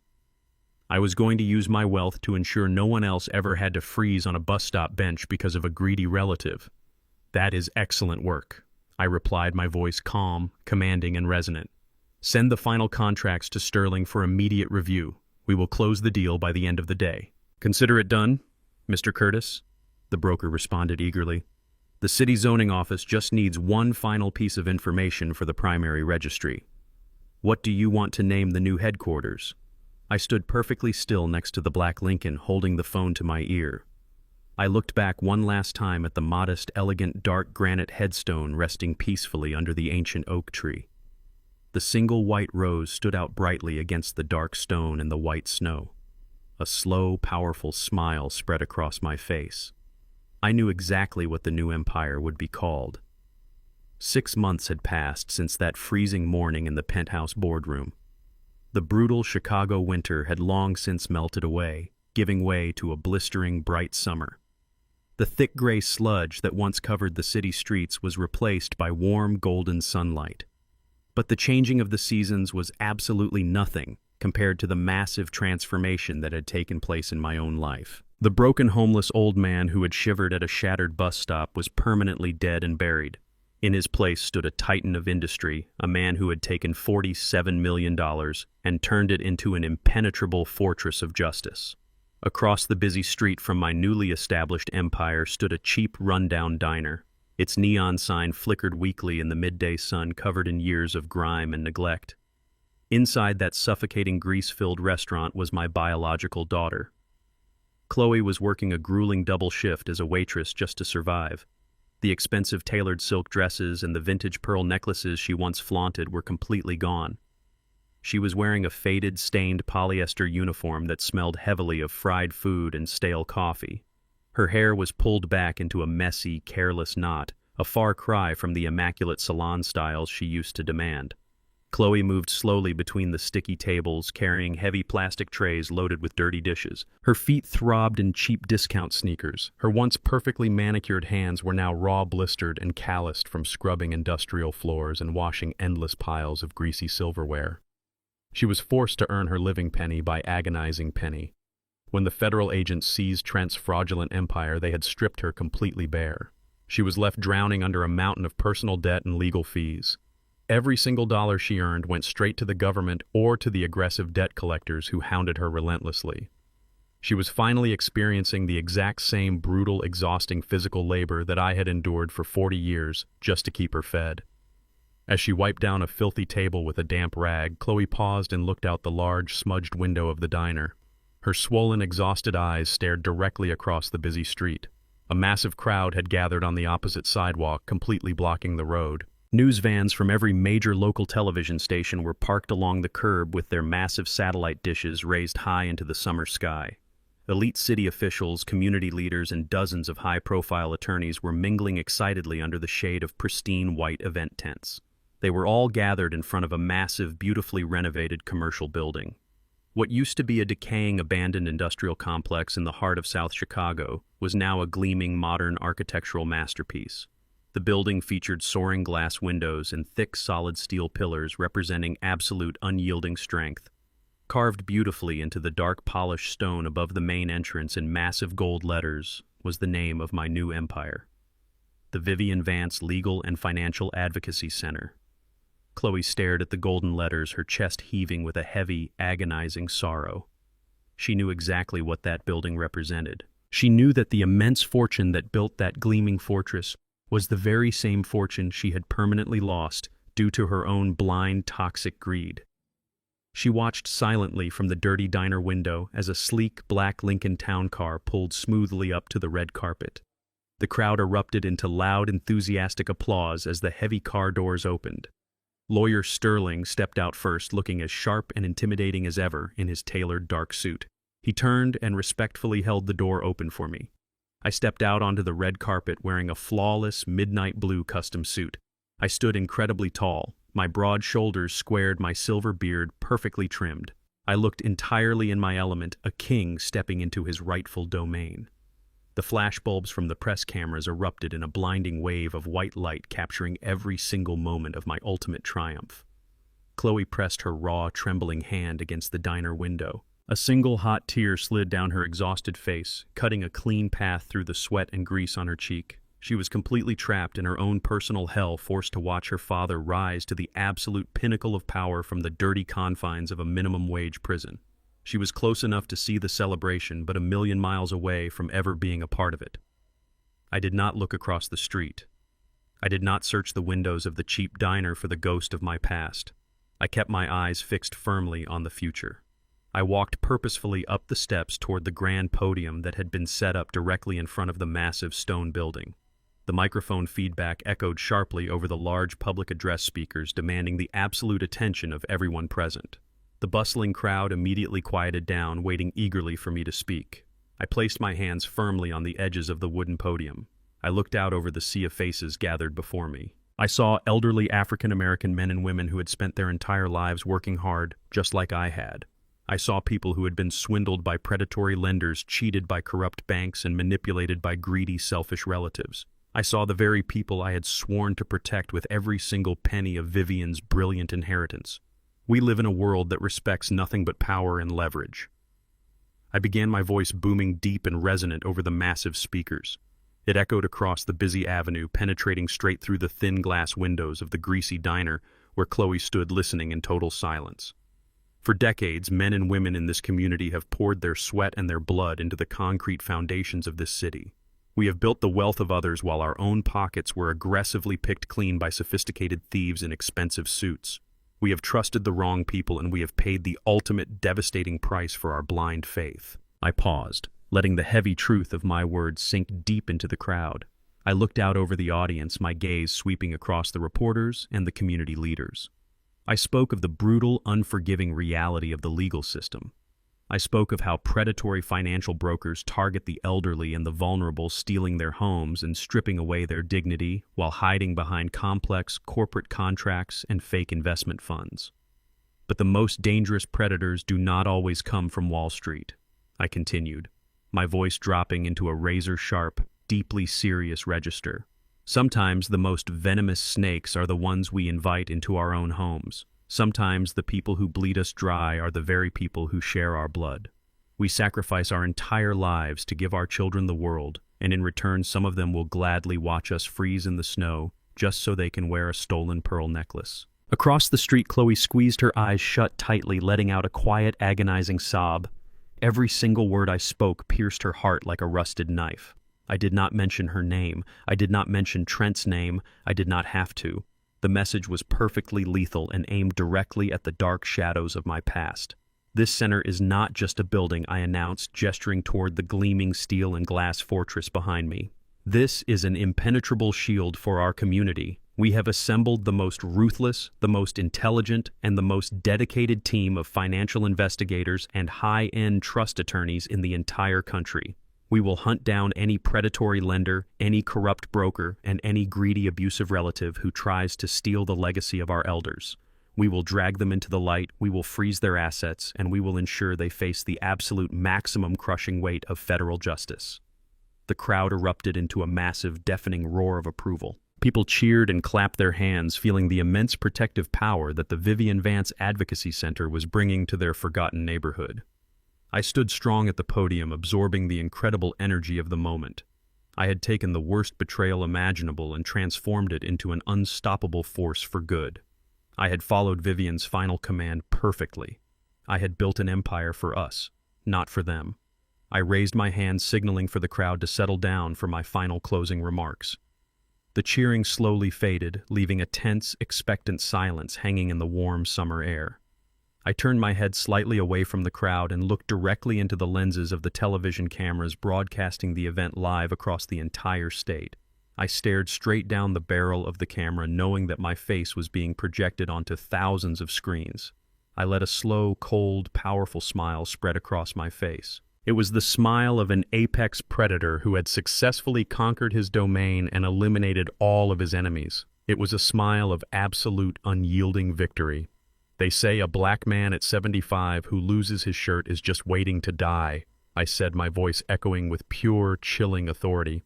They think we are weak. They think we are disposable. They think they can kick us out into the cold, and we will just quietly fade away into the dirt. I leaned closer to the microphone, my eyes locking dead center on the camera lens. I am here to tell you, I finished, my voice ringing with absolute finality. 75 is just the warm-up. Deep inside the cold, brutal concrete walls of the federal penitentiary, there is no sunlight. There are no tailored camel hair overcoats, and there are no imported Italian leather shoes. There is only the harsh buzzing of fluorescent lights and the sharp, echoing shouts of the prison guards. Trent was on his hands and knees. His hands were raw and blistered, submerged in a bucket of filthy gray water. He was wearing a bright orange jumpsuit that swallowed his once proud frame. He was clutching a stiff, bristled brush, scrubbing the scuffed concrete floor of the maximum security cell block. The irony of his punishment was absolute and unyielding. Just 6 months ago, he was a wealthy Wall Street broker standing in a grand ballroom, sipping expensive champagne. He had laughed maniacally as he ordered security guards to throw a disguised homeless janitor out into the freezing snow. He had mocked the very concept of physical labor. He had viewed the working class as disposable trash beneath his polished shoes. Now he was the one scrubbing the dirt. He was the one breathing in the harsh chemical smell of industrial bleach. Every single time he pushed the heavy brush across the floor, his shattered ego broke a little bit more. There were no secret offshore accounts waiting to save him. There were no high-powered attorneys coming to negotiate a deal. Trent was no longer a sophisticated financial predator. He was just an inmate, a nameless, faceless number completely erased from the world of power and privilege he had so arrogantly claimed as his own. He would spend the next 20 years on his knees, staring at the cold, hard floor, wishing he had never tried to steal from an old contractor who knew how to build a trap out of solid concrete. Miles away from that federal prison, the evening shadows began to fall over the gritty streets of the city. Chloe pushed open the thin wooden door of her cramped, run-down apartment. She dragged her feet across the faded, peeling linoleum floor. The smell of cheap fried food and stale coffee clung heavily to her polyester uniform. She dropped her keys onto a scratched plastic table and kicked off her cheap discount sneakers, rubbing her aching, swollen feet. She had just finished a grueling 14-hour double shift at the diner across the street from the massive Vivien Vance Advocacy Center. She was completely physically and emotionally exhausted. Every single muscle in her body screamed in agony, but the pain in her heart was infinitely worse. She walked slowly into the tiny, dim living room and turned on a single flickering lamp. The weak yellow light illuminated the barren walls of her apartment. But there was one object hanging directly in the center of the wall. It was a cheap plastic picture frame. Chloe stopped and stared at it, her breath catching painfully in her throat. Resting inside the clear glass was the muddy, crumpled $100 bill. The green paper was permanently stained with the gray sludge of the freezing Chicago winter. It was deeply creased and ruined by the icy water. Chloe stood in the silence of her empty apartment looking at the physical manifestation of her ultimate betrayal. That dirty piece of paper was a constant agonizing reminder of the absolute highest price of greed. She had traded a massive $47 million empire and the unconditional love of a devoted father for a monster who had slapped her across the face and called her trash. She had chosen the illusion of wealth, and now she was condemned to a life of grueling poverty. She reached out and rested her trembling fingertips against the cold glass of the frame. She wanted to cry, but she had no tears left. She had cried every single night for the past 6 months until her soul was completely hollowed out. She knew that nobody was coming to rescue her. The safety net was permanently destroyed. She would wake up tomorrow, put on her smelly uniform, and go back to scrubbing greasy tables while she watched her father's golden empire thrive from across the street. This was her reality. This was her forever. High above the filthy diner, and far away from the cold federal prison, the city of Chicago was glowing like a sprawling ocean of golden light. The sun was setting, casting a brilliant, fiery orange glow across the towering glass skyscrapers. I was sitting behind a massive, polished mahogany desk on the top floor of the Empire Financial Building. The penthouse office was completely silent, wrapped in the profound, heavy peace of absolute victory. I was wearing a flawless midnight blue custom-tailored suit. My silver beard was perfectly trimmed and my gold watch caught the fading sunlight. Lawyer Sterling stepped quietly into the spacious office holding a thick leather-bound folder. He walked across the plush carpet and placed the document gently on my desk. It was a multi-million-dollar grant dedicated entirely to funding legal protections and financial education for the underprivileged communities of South Chicago. It was the crowning achievement of my new empire. I picked up a heavy, solid gold fountain pen. I did not hesitate, I did not tremble. I pressed the gold nib to the thick paper and signed my name with sweeping, commanding strokes. I pushed the signed document back towards Sterling. He nodded respectfully, gathered the folder, and quietly exited the room, leaving me alone with my triumph. I stood up from my heavy leather chair and walked slowly toward the massive floor-to-ceiling windows. I looked out over the glittering city skyline. I looked at the reflection staring back at me in the thick glass. The broken, homeless old man shivering in the snow was entirely gone. The father who allowed himself to be used and discarded was dead. The weak contractor who poured concrete for arrogant thieves had been permanently erased from history. Standing in the reflection was a king who had finally claimed his rightful throne. I had taken the most agonizing betrayal imaginable and forged it into an unbreakable weapon. I had honored the brilliant sacrifice of the woman I loved, and I had completely decimated the parasites who tried to feed on my legacy. I placed my hands behind my back, standing tall and unyielding against the backdrop of the glowing city. The air in the room was pure and clean. The victory was absolute.